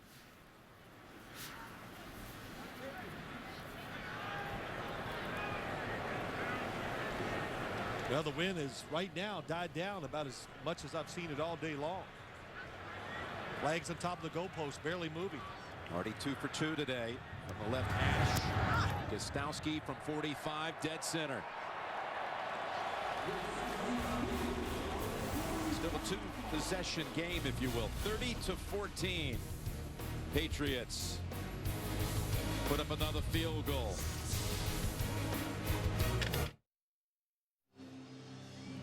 Well, let's take a look at today's nationwide Skycam. Got 7:46 to go in the 3rd quarter, with the Patriots leading it 30-14. Coming off Gostowski's 3rd field goal of the game.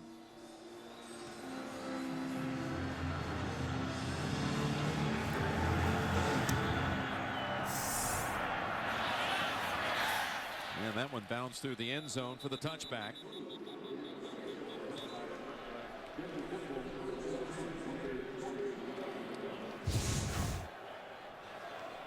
The longest streak of games with the touchdown pass, 3 set it, 54. Brady had a streak of 52 that ended last year in Cincinnati. And Peyton, with the touchdown toss to Julius Thomas, has just tied the legendary Johnny Unitas for the 3rd longest streak of all time at 47.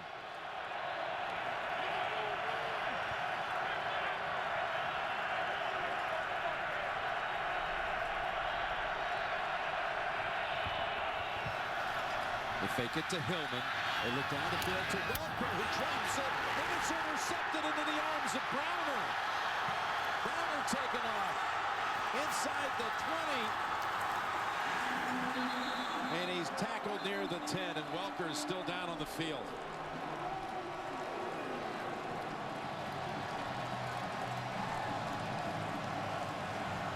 Well, it's the same concept we've seen a couple times here today. Trying to get the crosser from the left side, coming across the field to the right. And they've seen it 3 times, 2 interceptions. And the hit was coming that time. Welker's there, but the hit. Football was coming out before the hit. Oh, boy, that's why Welker stayed down.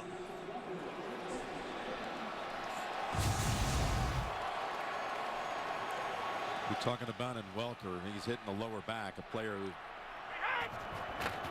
has been concussed 3 times in the last year. And here's a touchdown throw to Brandon LaFell, cashing in 1 play later.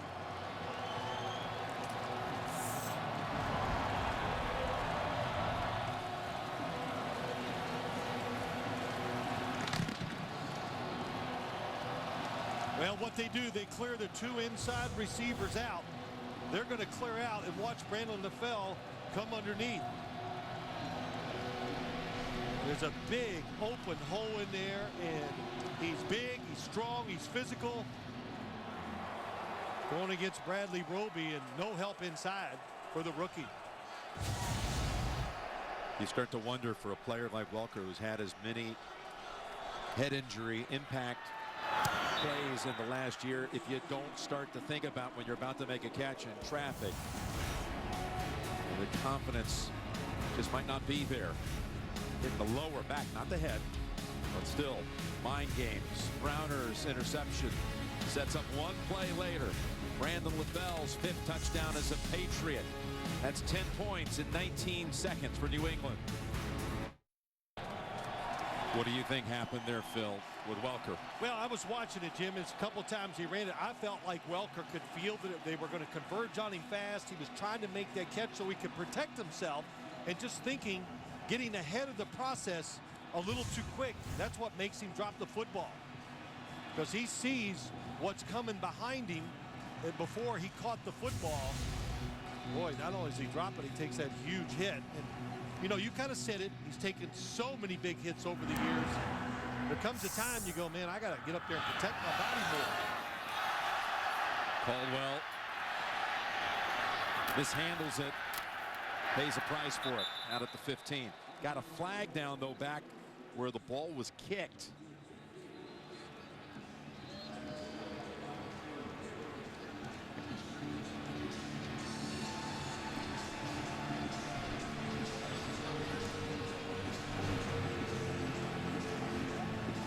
Like New England, one player may have left early, and you would think the Broncos would make him re-kick it.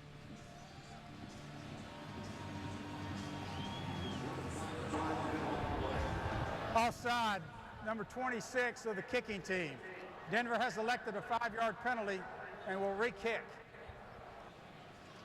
It's Logan Ryan who left a little early. Yeah, you make them re-kick instead of just taking the penalty from where the field position was, but you're looking for a big play.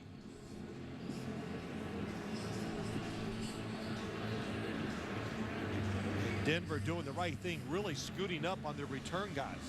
Tracy's got a report down on the sideline. Tracy? Well, Wes Welker, as you saw, he was on the bench originally. Athletic trainers just talking to him. No one worked on his back at all. He is right now standing on the sideline, helmet on. I was told his return is probable. Looks like he's ready to go right back in there. So they'll kick from the 30.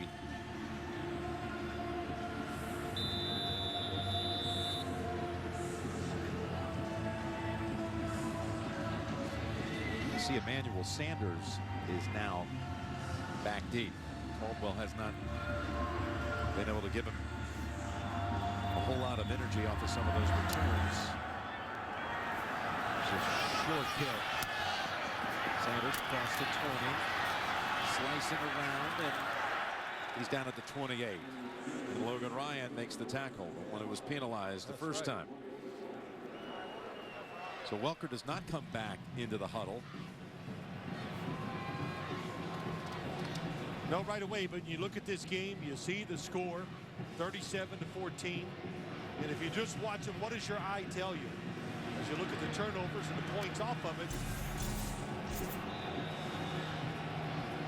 Pete, the interceptions. But what does it tell you, Jim? The Patriots, when you watch it, they've out-hit the Broncos. That's just another reason why they're winning this game. Tammy in the slot to the right. Peyton has to step up away from the pressure. Dump it off to Hillman, who dives ahead for 13. Ronnie Hillman with his 6th catch of the game. You know, that being physical has really been evident on the special teams. Just kind of setting the tone. They're punishing receivers after they catch the football. They've stopped the run game inside.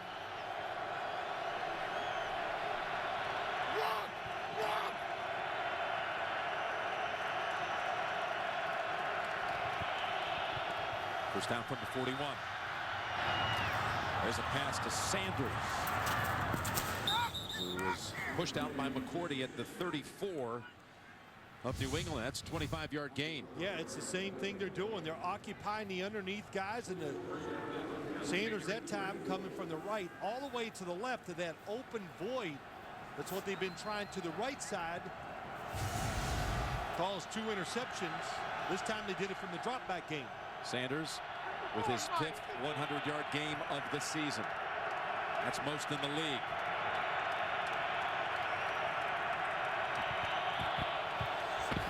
First down. And that was Hillman, who was held up by Collins.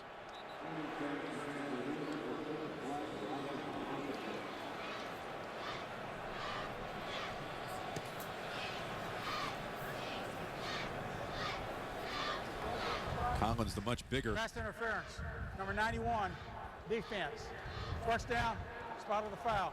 In that matchup, and he was holding on to Ronnie Hillman. That'll place the football at the 25. Andre Caldwell has come in as a receiver, lined up on the right side.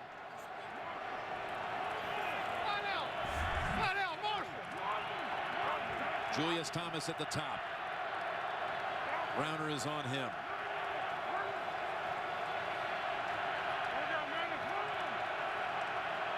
Manning point out a possible blitz. Browner was across the line and shoving Julius Thomas.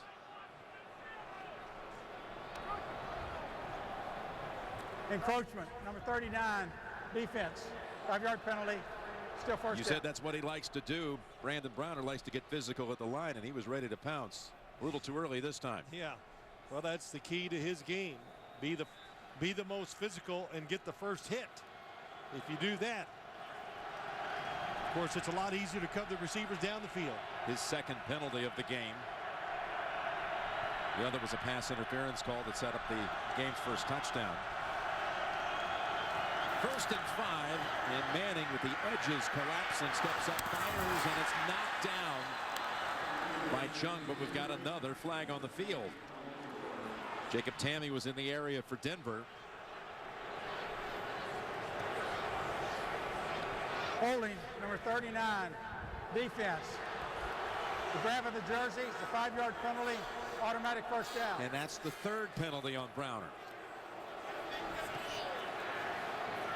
Well, we talked about it. You know his style, what he does. Top of the screen. Staying with it too long. Now the ball at the 15. New set of downs. Hillman splits out wide. Hightower is on him. Manning wants to go to Hillman, and he's unable to run under it. Well, that was a given. We have Dante Hightower, a big inside linebacker against Ronnie Hillman. The best thing that Hightower did, he kind of stayed outside, got a little push, and that was just enough to keep Hillman from getting to the football.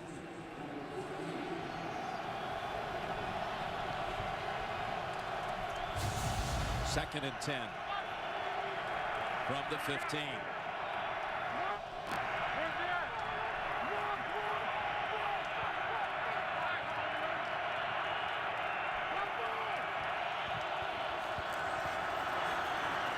There's Hillman at the 10, at the 5, and to the pylon. Touchdown. But one official at the 2 thinks he might have gone out. One signal said touchdown, the other says out of bounds at the 2.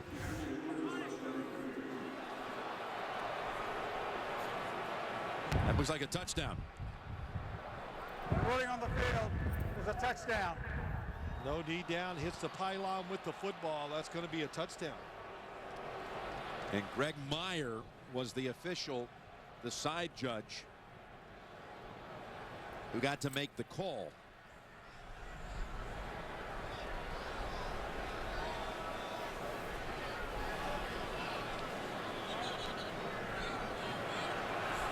Yeah, Peyton saw the one official who was making a mark at the 2, so he didn't think it was a touchdown. It's been confirmed. It's been confirmed that extra point is good. Back within 16.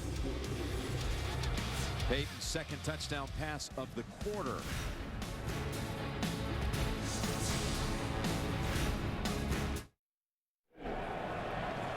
Ronnie Hillman has found the end zone twice today. One rushing, this one a touchdown catch. The first touchdown reception this year by a Denver running back. Well, the shifting and the movement, I think, gave him a wide open Hillman for the touchdown. Happens to be the 14th straight game that Peyton has thrown at least 2 touchdowns. Well, Jim, let's go back and look and see what happened. Jamie Collins has Hillman to the outside. Here they are. Then he shifts to the backfield. They're confused. They want to get Darrelle Revis over to the top to Demaryius Thomas. Here comes Collins inside. The ball is snapped. And Collins says, well, I'm going to blitz. And nobody is covering the running back.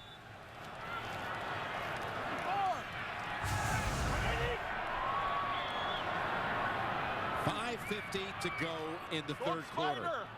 Don't spider. Single. 6 to Mike. Off we go. They give it to Vereen. Straight ahead for 6. Well, here you go. The guy that's covering the back decides to blitz. They get confused. Jamie Collins did come free, but it didn't matter. Peyton Manning, of course, we've seen it in history. Who can get rid of the football quicker and avoid hits better than him? It's a record since 1940. A quarterback with 14 consecutive games with at least 2 touchdown throws. 2nd and 4. This ball lofted into the air and out of bounds as Vaughn Miller knocked down Brady. Well, Tom Brady's they put DeMarcus Ware on the running back so they can blitz extra people from the front side. Chris Harris coming free. Von Miller, boy, how good was that? So you worry about him going outside all the time. The speed when he goes inside, offensive tackles just can't believe it.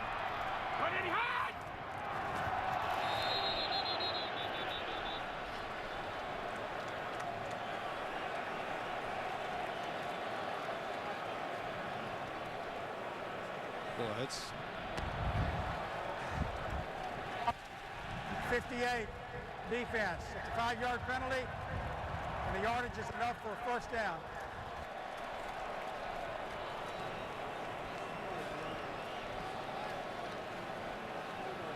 So that'll be 1st and 10 coming up for the Patriots at the 30.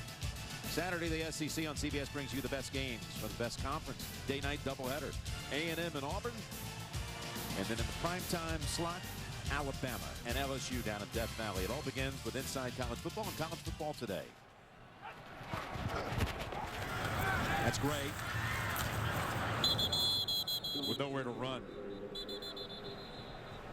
Well, it's not a game, of course, of perfection, so you can't sit up here and go, oh, you can't make mistakes. But that offsides, Jim, that takes away a 3rd down opportunity, field position, punting into the wind, and the Patriots offense, of course, gets 3 more plays.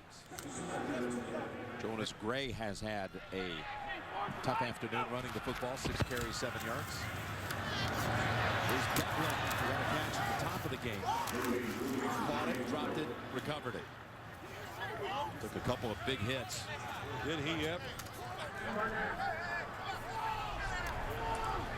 Here's another one of those 3rd down situations coming up, Phil. It is Devlin. Yep, he lost the football and found it. Been an excellent blocker for the Patriots offense, but you're right, big 3rd down. Can they pressure Tom Brady? 3rd and 7. Here they come. Pass, caught, 1st down. Leaning for it is LaFell. Boy, what a good job. Tom Brady gets rid of it. The one thing you got to like, LaFell outside coming back in. That's how you get away from tight man coverage. These Patriot receivers, they are attacking the football. Just like that one there. They're not waiting, going after it. And it's, of course, you got to do that when you have good guys covering you. Gronkowski healthy and the presence of LaFell have really opened up this offense. Here's Edelman, not to overlook his big contributions today, but overall, as this team's started to really find itself after the Kansas City game, it's no question. It's been a whole lot of Gronkowski and LaFell. And it does center. You can say whatever we want, all these things, but it centers around Gronkowski. When you talk about the pass game, what do you do against him? Once you neutralize him, other people start getting the football more, which we're seeing now. 2nd and 4. Alert! Alert!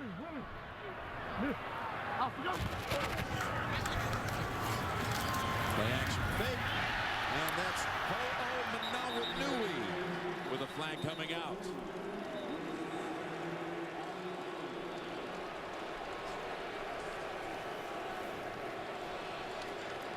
Let's see if the 17-yard completion stands.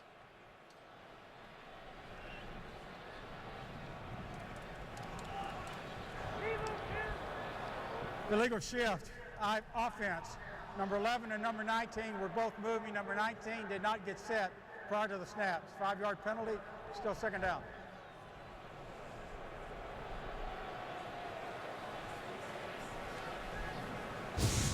So the illegal shift takes away that big gain. Yep, they didn't get set for the proper amount of time. That's the 5th penalty on the Patriots this quarter. 2nd and 9, and Edelman through traffic follows his blockers to the Denver 45, and with that pass, Brady's just moved into 5th all-time on the pass yardage list. Oh, look at everybody. Gronkowski, Vollmer. Oh, man, Stork, the center, was out there getting the block. That was really well done. He's just moved past, right behind the post, John Elway. On the all-time pass yardage list, 51K plus. Fake the screen, no, coming back to LaFell. To think that Brady has passed 50,000, Manning 60K plus. I know that 60 number sounds a little familiar to you, especially tomorrow. Oh, you're funny. Happy birthday, my friend. Yeah, thank you. Thank you. But, you know, just both of them. And I think what really sticks out, like we talked about earlier today, is all this time still performing at such a high level. 2nd and 8, and Green was trying to get away from Brandon Marshall, who held on by the ankle. We met with Marshall last night. He's been quite a find for them with Trevathan being injured most of the season. And that's something on the practice squad. Did so well against Peyton Manning every day in practice. Peyton Manning and Adam Gase, the offensive coordinator, said, man, we got to get this guy on the field. And of course, they got him on the field. He's played well. Big snap here for this Denver defense. 3rd and 11, and again, the Patriots convert. Amendola with his 2nd catch of the game. Well, they're just doing it on the fly. You see Amendola was moving, and they're snapping the ball when they're all clustered together, and they're not sorting the guys out quick enough on the defensive side. And it's the timing of the receivers, Tom Brady. And how about that offsides now? It's starting to come back and haunt this defense. Not that they were going to stop them anyway, but it was a chance early to drive before you got tired like they are now. This drive's lasted over 5 minutes. As Gray has his best run of the game, goes for 7. Former practice squad player with not only New England, but Baltimore and Miami as well. For Notre Damer. I like what Bill Belichick said. Hey, he's a perfect Patriots player. He's played in a lot of bad weather down in Notre Dame, so he fits in here, and he's tough, hard to tackle. Got overlooked because he blew out a knee his senior year at Notre Dame. Went undrafted. Through 3, New England 37, Denver 21. You're watching the NFL on CBS.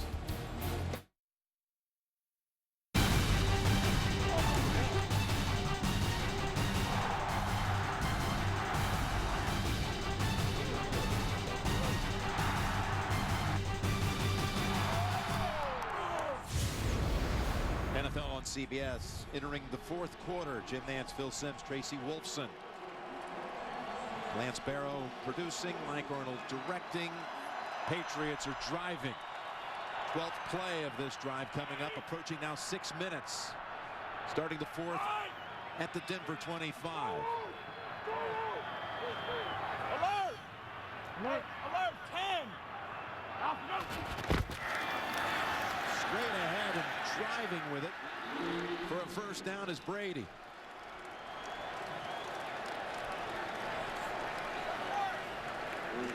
Well, it's pretty interesting, a situation like that.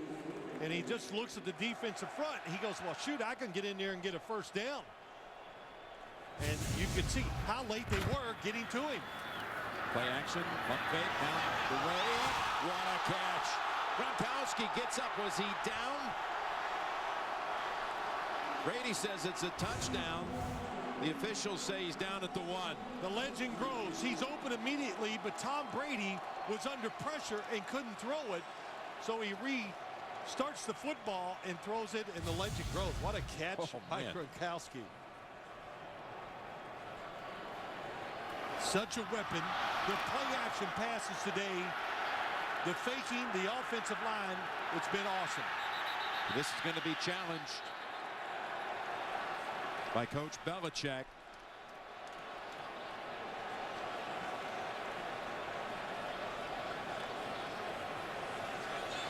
When they showed the replay inside the stadium, the crowd roared with disapproval about the ruling that Gronk was down at the 1.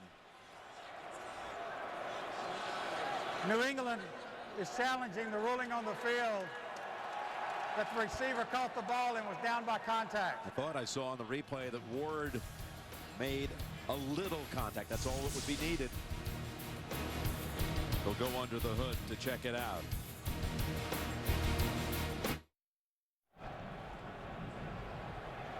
All right, here comes the decision. Down at the 1 or a touchdown for Gronkowski. What will it be? After reviewing the play, the ruling on the field stands. It's New England's ball at the 1-yard line. New England will be charged with this first timeout. Over the replay, let's bring in Mike Carey. What did you see, Mike? Well, I saw something similar. You could see the control in the air with contact with the defender. That puts him down by contact when he completes the catch on the ground at the 1-yard line. Great call on the field. First and goal from the 1. Out of the eye. Gray is the tailback. One up top field. Gronkowski gets it anyway. His 50th career touchdown reception.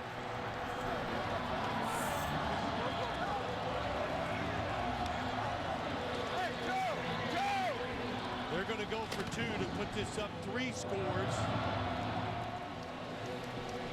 Give them a 24-point lead, but they flex him out there just to see what Denver's going to do.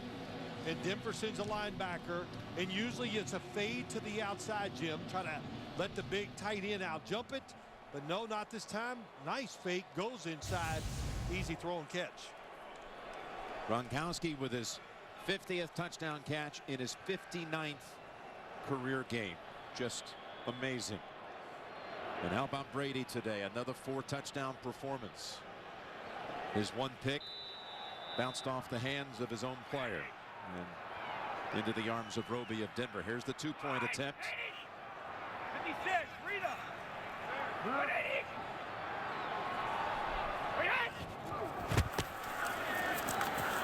Standing in the pocket. Edelman on the rebound, able to make the catch, but kept out. Never crossed the plane as Nate Irving rode him down. Well, it was good coverage that time by the Broncos. 8 defenders back trying to stop the short pass. What happened on the touchdown, Phil? Well, it's a linebacker outside one-on-one with an uncoverable tight end.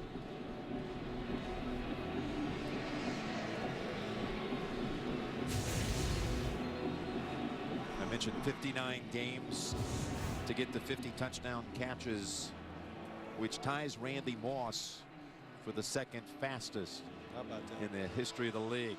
You know, Bambi holds the record. Lance Allworth, the superstar of the Chargers of yesteryear, at 54 games to get to 50. well, when I saw Gronkowski the first time when he was drafted up here, I said, oh, they got him to be a blocking tight end because he's so big. You just figured, but he's so nimble, running routes. And we talked to him this week, and what he say? Man, I'm healthy. So happy to be healthy. I'm living life. I can live life the way I want to live How it. about that? Hey, you know what that means? Lifting weights, doing his thing, and just Watching TV, he said. Yeah. I got time to do what I want to do, Not always instead of rehabbing. always rehabbing. But you know, he's a workout warrior. He has been his whole life. So when he didn't have that through all those injuries, it took away some of his confidence, of course, and everything else. And you know, he's back. He's at full strength. Gained all his weight back and playing great. That bounces off Latimer. And the rookie from Indiana is taken down Like you know, Chris White at the 19. Jim, he's just back to being the Gronk. I mean, what else can you say? That's what it is. No one like him. There is nobody like him. There's the push-off that we heard from the Denver Broncos. He's great at pushing off at the top of the break. And, of course, he's so big, you're going to move. What a catch. An unbelievable catch. Come right back to him after the challenge. How about those feet? Quick feet.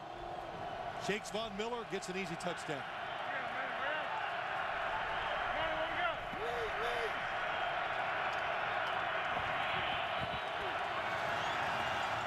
Manning all kinds of time, and he's going to air it out long, and Demaryius Thomas adjusted beautifully to make the catch over Devin McCourty.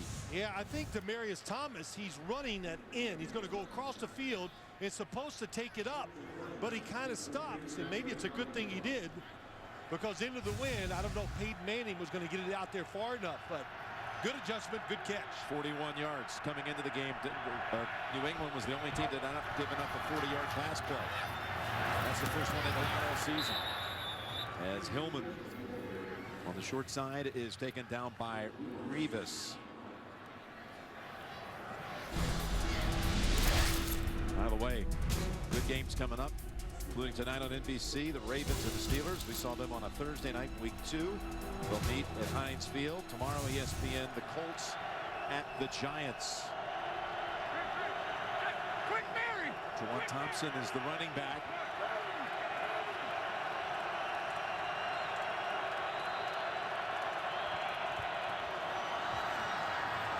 He's got one-on-one on this side, and over the shoulder, caught by Sanders in a collision with a photographer. Boy, beautiful throw. Sanders gets on top of the defender, Butler. And then Peyton Manning, once again, we've seen it quite a bit, haven't we, this year? Just a perfect soft throw over the outside shoulder. Sanders makes it look so easy. Pretty good little collision on the sideline. Thankfully, no one hurt. That man was here to take shots, picture shots, not shots from the players. First and goal. It's Hillman looking for a seam, and there's nothing there. Into a pile of Patriots, including Browner and Ninkovich. Well, that 41-yard pass play to Demaryius got them down the field in a hurry. 2-minute drive.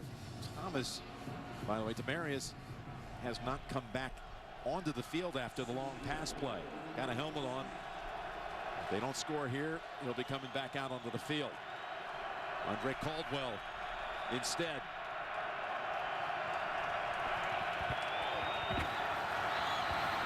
Here's Manning. End zone bound. Incomplete. Jacob Tamme was his target. Let's go to Tracy. Well, Jim, you mentioned Demaryius Thomas missed a few plays there. He was on the sideline. He was pointing to the head. He got hit to the head. He wanted to go back in, but the athletic trainers needed to do official concussion protocol. He's fine. He's back out there now, guys. Boy, they did that quickly. That long pass play put him over 100 for the 5th straight game, which extends now his Broncos team record. It's 3rd and goal.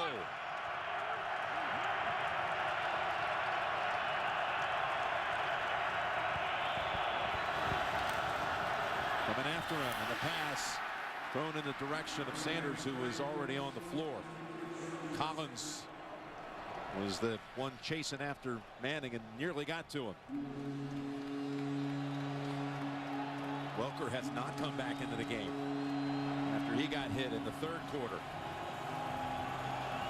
So we've got 4th and goal coming up.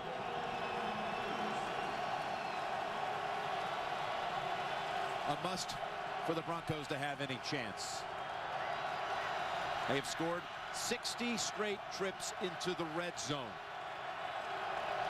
with 2 on the play clock. Gets the snap away in time to the end zone to Tamme, who tried to reel it in. Chung on the coverage, incomplete, and New England takes over on downs.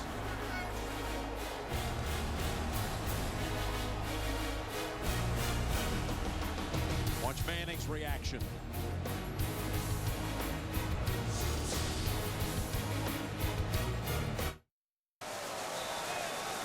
England takes over at the 8-yard line. Make it the 9.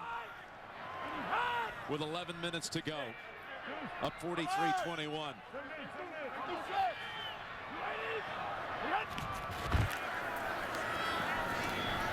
Marine incomplete. It was contact on that 4th down play. Headed to Tammy. Did you think it merited a flag? No, here it is. The inside fade. Peyton Manning started it in Indianapolis, doing it in Denver. A lot of hand fighting. I think it was a good no call. I will say this. The blatant calls they've thrown the flag on today. But overall, the officials have let the receivers and the defensive backs do that hand fighting and kind of fight a little more than we usually see, right, Jim? I mean, I think that's a fair assessment of what we've seen. 2nd and 10. We're throwing again and knocked away by Smith. Quanterus Smith. We've got an update. Let's go back to JB in New York. San Fran was going for the win. Guys, check this out. 3rd and goal. 10 seconds left to go in the game. Down by 3. Colin Kaepernick attempts a quarterback sneak. He fumbles. James Laurinaitis picks up the fumble in the end zone. Rams go on the win 13-10 in San Jose, where their stadium is Santa Clara, actually. Not a bad win for the Rams. Jim Nance. All right, JB and Boomer, what an upset there. Here we go, 3rd and 10. Pass to Edelman. And the Patriots offense will come off the field after 3 plays. 2 of them were incompletion, so they did not use up much of the clock there. How about St. Louis winning on the road today, and the 49ers dropped to 4-4. Well, Arizona goes down to Dallas and beats them. I know Tony Romo was not there, but it was still an impressive victory just the way they played. Carson Palmer threw an early interception, just came back and played very well. Yeah, he threw 3 touchdowns in that victory to go to 7-1. Pressure, and Allen gets it away and just kills it. Back to the 20. It's Burse on the return. And a flag is down on the near sideline. 67-yard punt by Ryan Allen. Which is his longest of the season. Been waiting for that all day to get that downwind. Just when you think, too, that the Broncos might get good field position. 67-yard punt plus, it looks like the penalty's going to go against them. These punters now, just like you said, they crush it. During the return, illegal block in the back, number 26 of the receiving team. That'll be a 10-yard penalty from the spot of the foul. It'll be 1st down, time out. Completely flipped field position with 10.5 to go.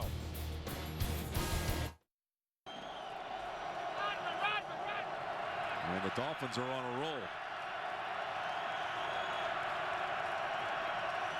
C.J. Anderson's the running back from the gun.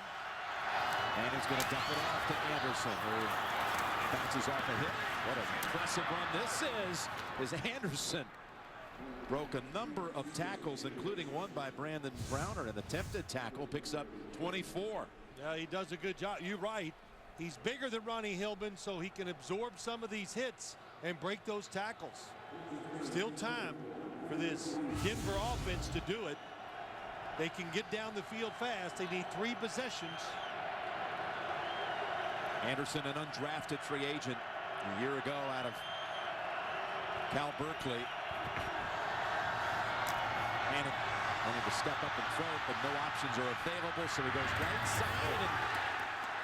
And that was Butler closing in on Sanders and the football to knock it down incomplete. Once again, good job by Sanders coming back to the football. Butler just outruns it, knocks it down. Patriots, you know, I'm never a big fan of a 3-man rush against a good veteran quarterback. Peyton Manning senses it. He knows it. Took the extra time, almost made a big play. I don't think you're going to see a 3-man rush on this play.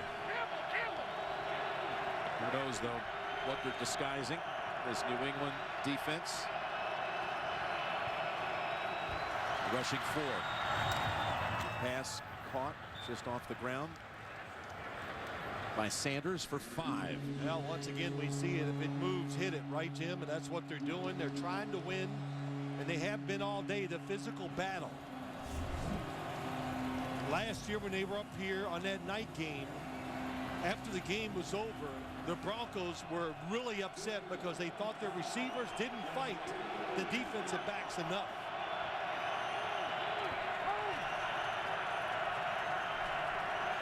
Third and 5 inside of 9 minutes.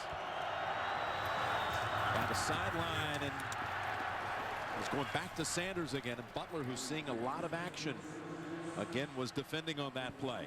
Yeah, he was all over it. Peyton Manning trying to throw it behind the receiver, just not quite there. Going for it again on 4th down. Yeah, there's no... They failed in the first half. In fact, Manning was sacked, and their last possession incomplete in the end zone. Yeah, they got to do this. 8 minutes, 50 seconds ago. 3 scores, you have to go for it. Julius Thomas comes over to get one last word. Again, he's only been targeted once in this game, and it went for a touchdown. 4th, 5 yards needed, and the catch is good, but it is short of the necessary yardage. Emmanuel Sanders a yard shy, and again the ball goes back to New England. Peyton knew it right away.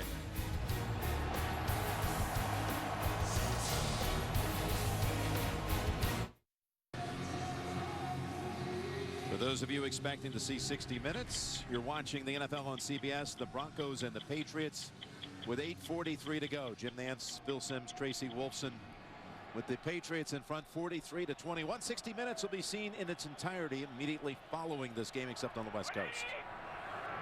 And even with the 22-point lead, they'll go from the gun and they'll run it with Green shaking off hits and picking up about 10. Might be enough for the first. Got a player down. It's Nate Irving. It's a valuable part of this Denver defense, and he's clutching his right knee.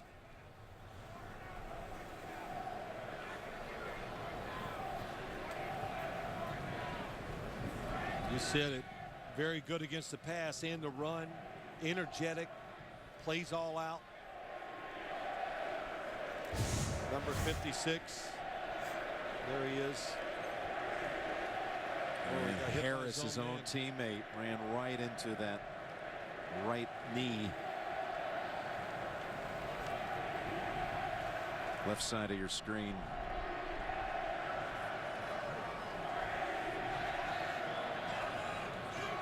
You know, in some ways, it's surprising that that doesn't happen even more often. Yeah, I mean, that's most of the time that's how offensive linemen get hurt. Somebody falls in the back of the legs from the other side.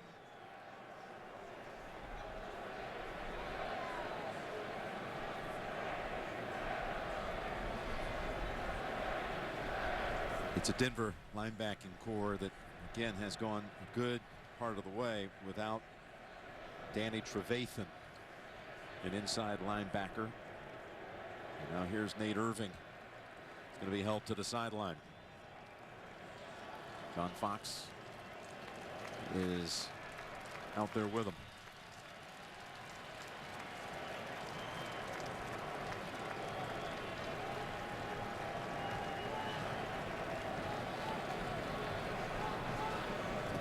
Wes Welker. He was hit in the lower back in the third quarter and has not returned.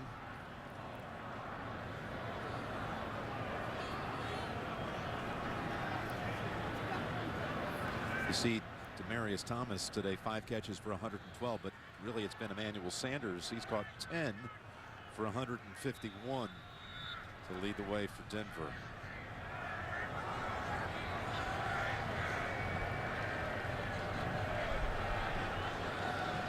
Revis and Patrick Chung. Chung, who was defending on that 4th down throw to Tammy in the end zone that went incomplete. 2nd and 1.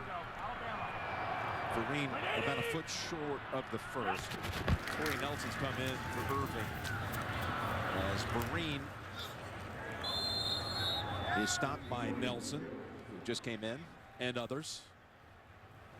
And again this week, Thursday night football, we're going to be in Cincinnati. AFC North action. The Bengals, who tough team to beat at home, but they'll be taking on the Cleveland Browns, who are riding with all kinds of confidence right now. The Browns today victorious over Tampa Bay, improved to 5-3, and the Bengals defeated Jacksonville. That is a wild division with 4 really good teams. Brady on 3rd and 1, and he is stopped short, it appears.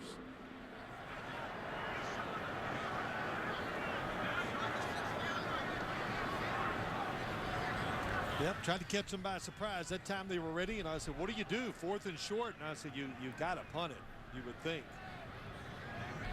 Well, the punting team, you see Slater off to the left. He was already coming onto the field. Look down the line here and see they are going to be short, and they are going to punt it.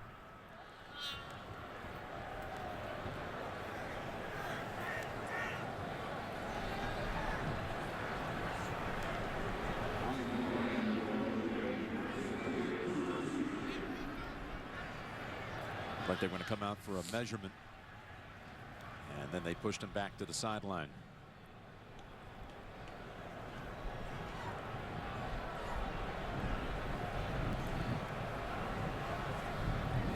That's Burse, the returner out of Fresno State. He caught passes from Derek Carr. Look at this, a fake. They shifted at the last moment. I think Denver may have sensed it, all this shifting, and now both units run onto the field. Yeah, but you have to wait. They shifted players on the field. You can't quick snap it. Brady hands it off, and flags are flying. I don't think they were set.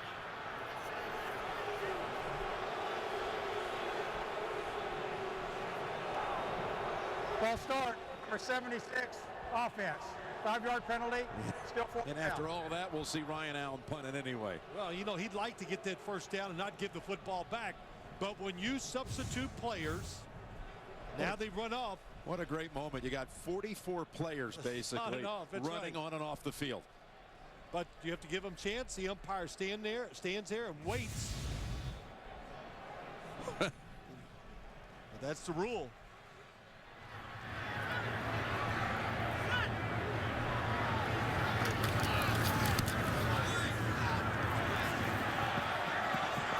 Burse steps up to the 15 for the fair catch. Mike Carey back in New York. That's not something that the officials see every day. No, but every once in a while you'll see a team trying to gain an advantage by doing a quick substitution, and the competition committee really has prevented this by having an official stand over the ball, give the defense a chance to match up, and then they have to have time to get all the officials into position also. So a lot of things could go wrong on this type of a play. And, you know, you understand why, Jim, they have to do that. Otherwise, you'd stand over there, have 2 receivers run on, some other guys, and the defense would never be able to react to all those substitutions. You saw Nate Irving being carted to the locker room as his pass goes to C.J. Anderson for 3, and another flag is down with 6 minutes to play. Well, the one thing that the Patriots wanted to do today, and I think they accomplished it. Personal fake pass, number 23, defense. 15-yard penalty, first down. It's kind of hard to say some of these things, Jim, because, you know, Peyton Manning, 29 of 48 for 393. But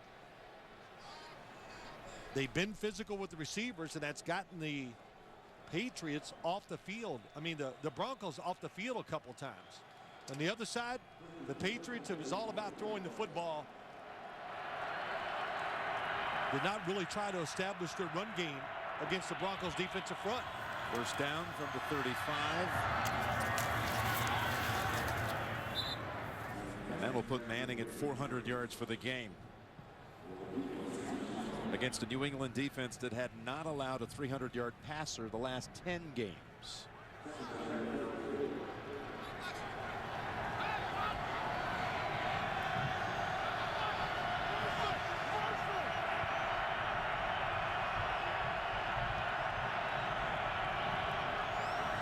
Second and 4.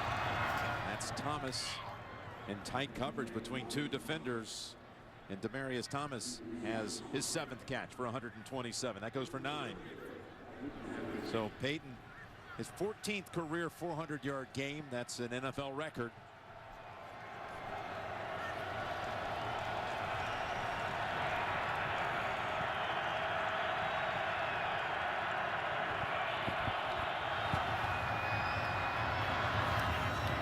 Peyton came here today not to set records. He came here for the W, and this result could very possibly send the Broncos back this way for, who knows, would it be a divisional round? You would think it would be the AFC Championship game in January 18th. If it worked out that way, as you see Robert Kraft, Jonathan Kraft, Willie McGinnis in that shot, and Secretary of State Kerry is here today. And again, there was this big celebration at halftime. They had 17 of the 22 players. 22 players were all 3 championship teams. They had most of them back today. That's why McGinnis just saw him. Manning down the field, looked out, incomplete. Hightower and Revis were right there battling for it with Tammy. Yep, so many Patriots around the football. That's why it was incomplete. They hit each other. You think we'll see these two again?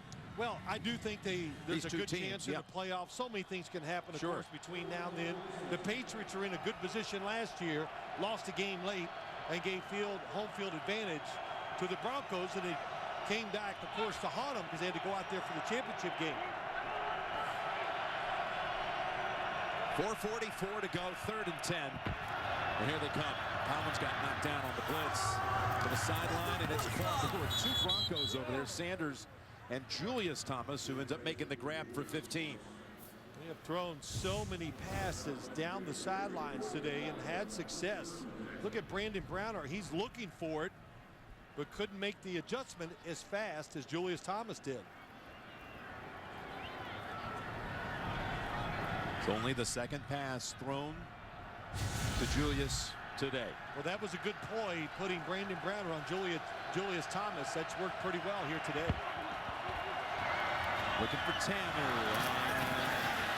Chung knocks it out of the hands. And you know, Jim, a lot of yards, all the stuff Peyton is putting up, but if you want to beat this football team, you have to play this type of coverage. You just got to live and die with it. When you play zone against a really good passing offense in the NFL, you will get picked apart. So the Patriots, Peyton Manning said they're going to play us like they've played everybody else. A lot of man-to-man coverage, and we just have to be good against it to win the game. 2nd and 10, 4.5 to go. And that play whistle dead.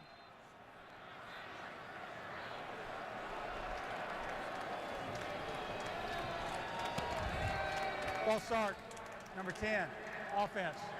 5-yard penalty, still 2nd down. By the way, again, we got Cleveland and Cincinnati on NFL Network on Thursday, but Sunday, regional action.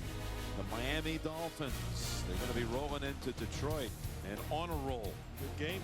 Yeah, plus other regional action, and it all gets started at noon Eastern time with the NFL Today. That's next Sunday on CBS.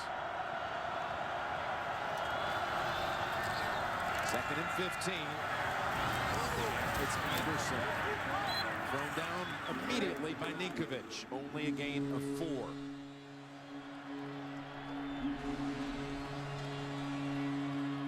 Going to be 3rd and 11 coming up.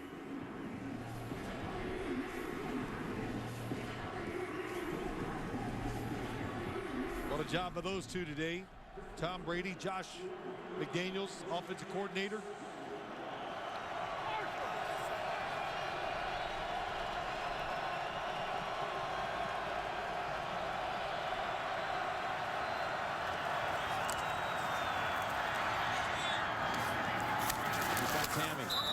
It's going to be 4th and 1.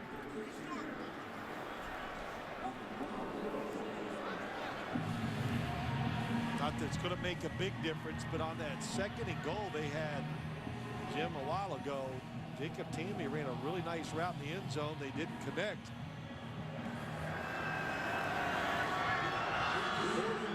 Kind of changed what New England did after that because of that stop.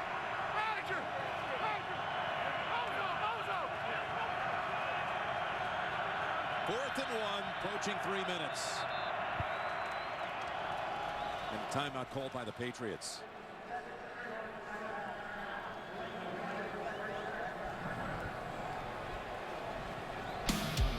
Well, let's look at some of the big plays. We talked about all these yards they've thrown for, but still competing against these wide receivers and hitting them hard.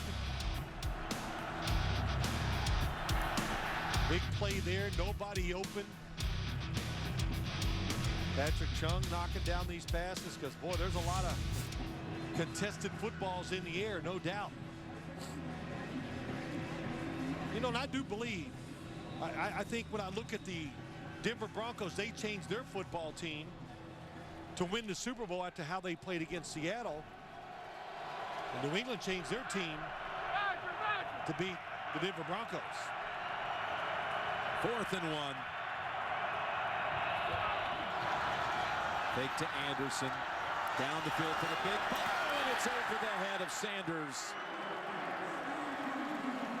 And that will pretty much seal it now, if there was any chance at all to begin with. Yeah, he looks left. Same play we saw earlier, the little fake screen outside. They did it to Marius Thomas, and they got a big play out of it. He just overthrows Emmanuel Sanders. Broncos today 0 for 4 on 4th down and only 3 out of 11 on 3rd down. Again tonight on CBS begins with 60 Minutes and the government's investigation into one of the Navy SEALs who shot bin Laden, followed by new episodes of Madam Secretary, The Good Wife, and CSI, only CBS. 57 attempts today for Manning. 34 of 57. 2 and 2. 438 yards. Gray breaks free from the line, and Gray's out for a 13-yard run. Man, here we were worried about the weather, Jim, and they had respect for it, right? Only 109 passing attempts. How about that? So we talked about weather because of the wind. It wasn't quite the factor we thought it would be, not as high, but I don't care. It's still cold and windy for this time of the year, even here. But to throw it like both of them did that many times, pretty close to weatherproof, I would say. It's Gray again for a couple. And now Denver's going to call a timeout.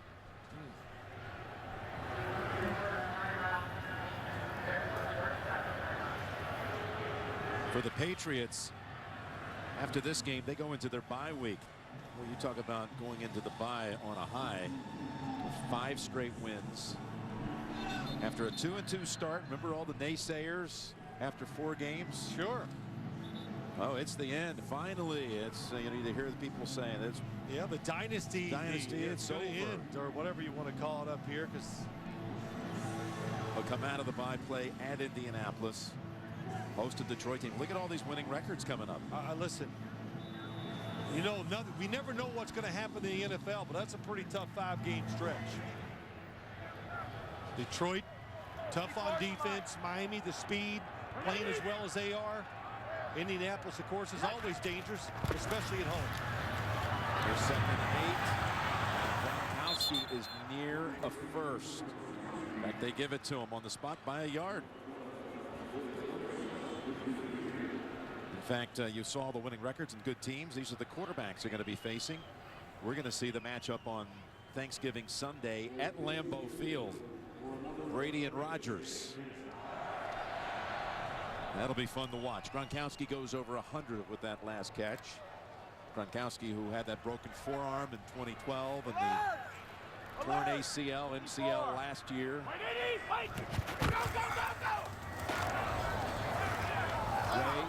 for no gain.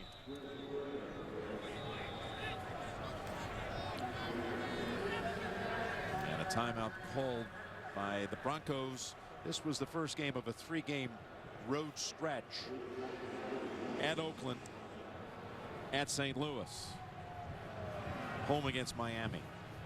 The next 3. You know, I never can look at a schedule for an NFL team and go, oh, that's really good. You know, because you can see the pitfalls in every team. If you're not on top of your game, anybody in this league, of course, we know can beat you. It's going to be the 3rd straight regular season game, 3rd straight year that Manning and the Broncos have come into Gillette and lost. 2-minute warning. You're watching the NFL on CBS as they even scuffle on the sideline. He's squaring off tonight. The Patriots right now become the team to talk about. But a lot to be decided as Jackson makes that tackle. The executive producers of the NFL on CBS are Sean McManus and Harold Bryant. Coordinating producer of the NFL on CBS in today's game. Producer is Lance Barrow. Today's game directed by Mike Arnold. Vice President of Remote Production, Steve Karasik. Vice President of Studio Production, Tyler Hale. NFL Today produced by Drew Kaliski. And the director is Bob Matina. Creative Director, Peter Radovich Jr. Associate Directors of today's game, Corey Fishman and Brian Kozowski. Broadcast Associates, Ade Ellis and Jelani Rooks. Technical Manager, Pete Calander. The Vision Mixer is Mike Tiffey. And the Audio Supervisor is Ed Soltis. Thanks to our production manager, Bruce Sobohoff. And our stats provided by Ethan Cooperson and Tom Borstein. And our editorial consultant is Tommy Spencer. It's great to have our president on hand here today as well, David Burson and his family, son Theo, daughter Sally, and the CBS team with 1:54 to go left to go in this game.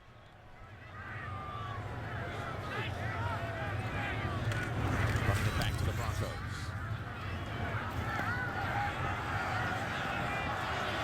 Slater is down there, chasing on foot.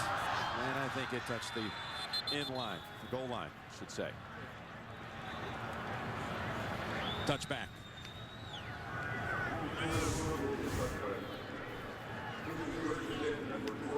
That's good fake. That time the punt returner ran to the other side of the field and threw the Patriots off the track of the football for a second. Well, Denver used its timeouts, even though this game and its outcome seems to be a mere formality. And they've kept the starters out there. I see Demaryius Thomas and Emmanuel Sanders and number 18 as well. Well, I would say protect yourself. That's, you know, you get in a situation like this, nothing to gain on the offensive side. Talking about an experienced team, that's what you do. They're running with Anderson. I'll tell you, Gronkowski is one of the great characters in the game. And in the last 5 weeks, it has just suddenly gone back to the Gronkowski we knew in 2010 and 11. Yeah, well, listen, you know, not only what he does on the field, but you know his personality is infectious. So you can imagine what he's like in the locker room when he feels good. On the practice field, the energy he brings. And, of course, what we see here on game day. The running play picks up a first down.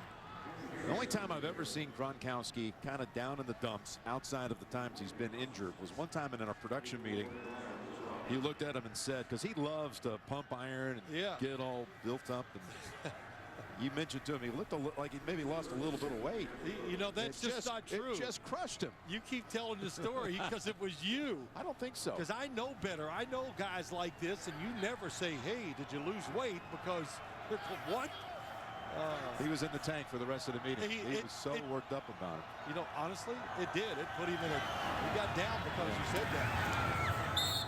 Did you hear what I said? Because he immediately left the production meeting for the weight room to do bench pressing for an hour. It's worked. Well, the two quarterbacks got all the billing coming in. They threw today for 771 yards between them and 6 touchdowns. Brady with 4 touchdown passes as New England took control of this game in the second quarter. Edelman at a very big time caught a touchdown and returned a punt for a touchdown in less than 2 minutes on the clock. Taking that second quarter 24-0 to the Patriots. They go on to win at 43-21 to win for the 5th straight time, the 14th straight time at home, the 34th straight time at home in the regular season against an AFC opponent. Tonight on CBS 60 Minutes, Madam Secretary and the good wife. Phil, happy birthday. Thank you, Jim. For Phil and Tracy, Jim Nance saying so long from Foxborough. You've been watching the NFL on CBS.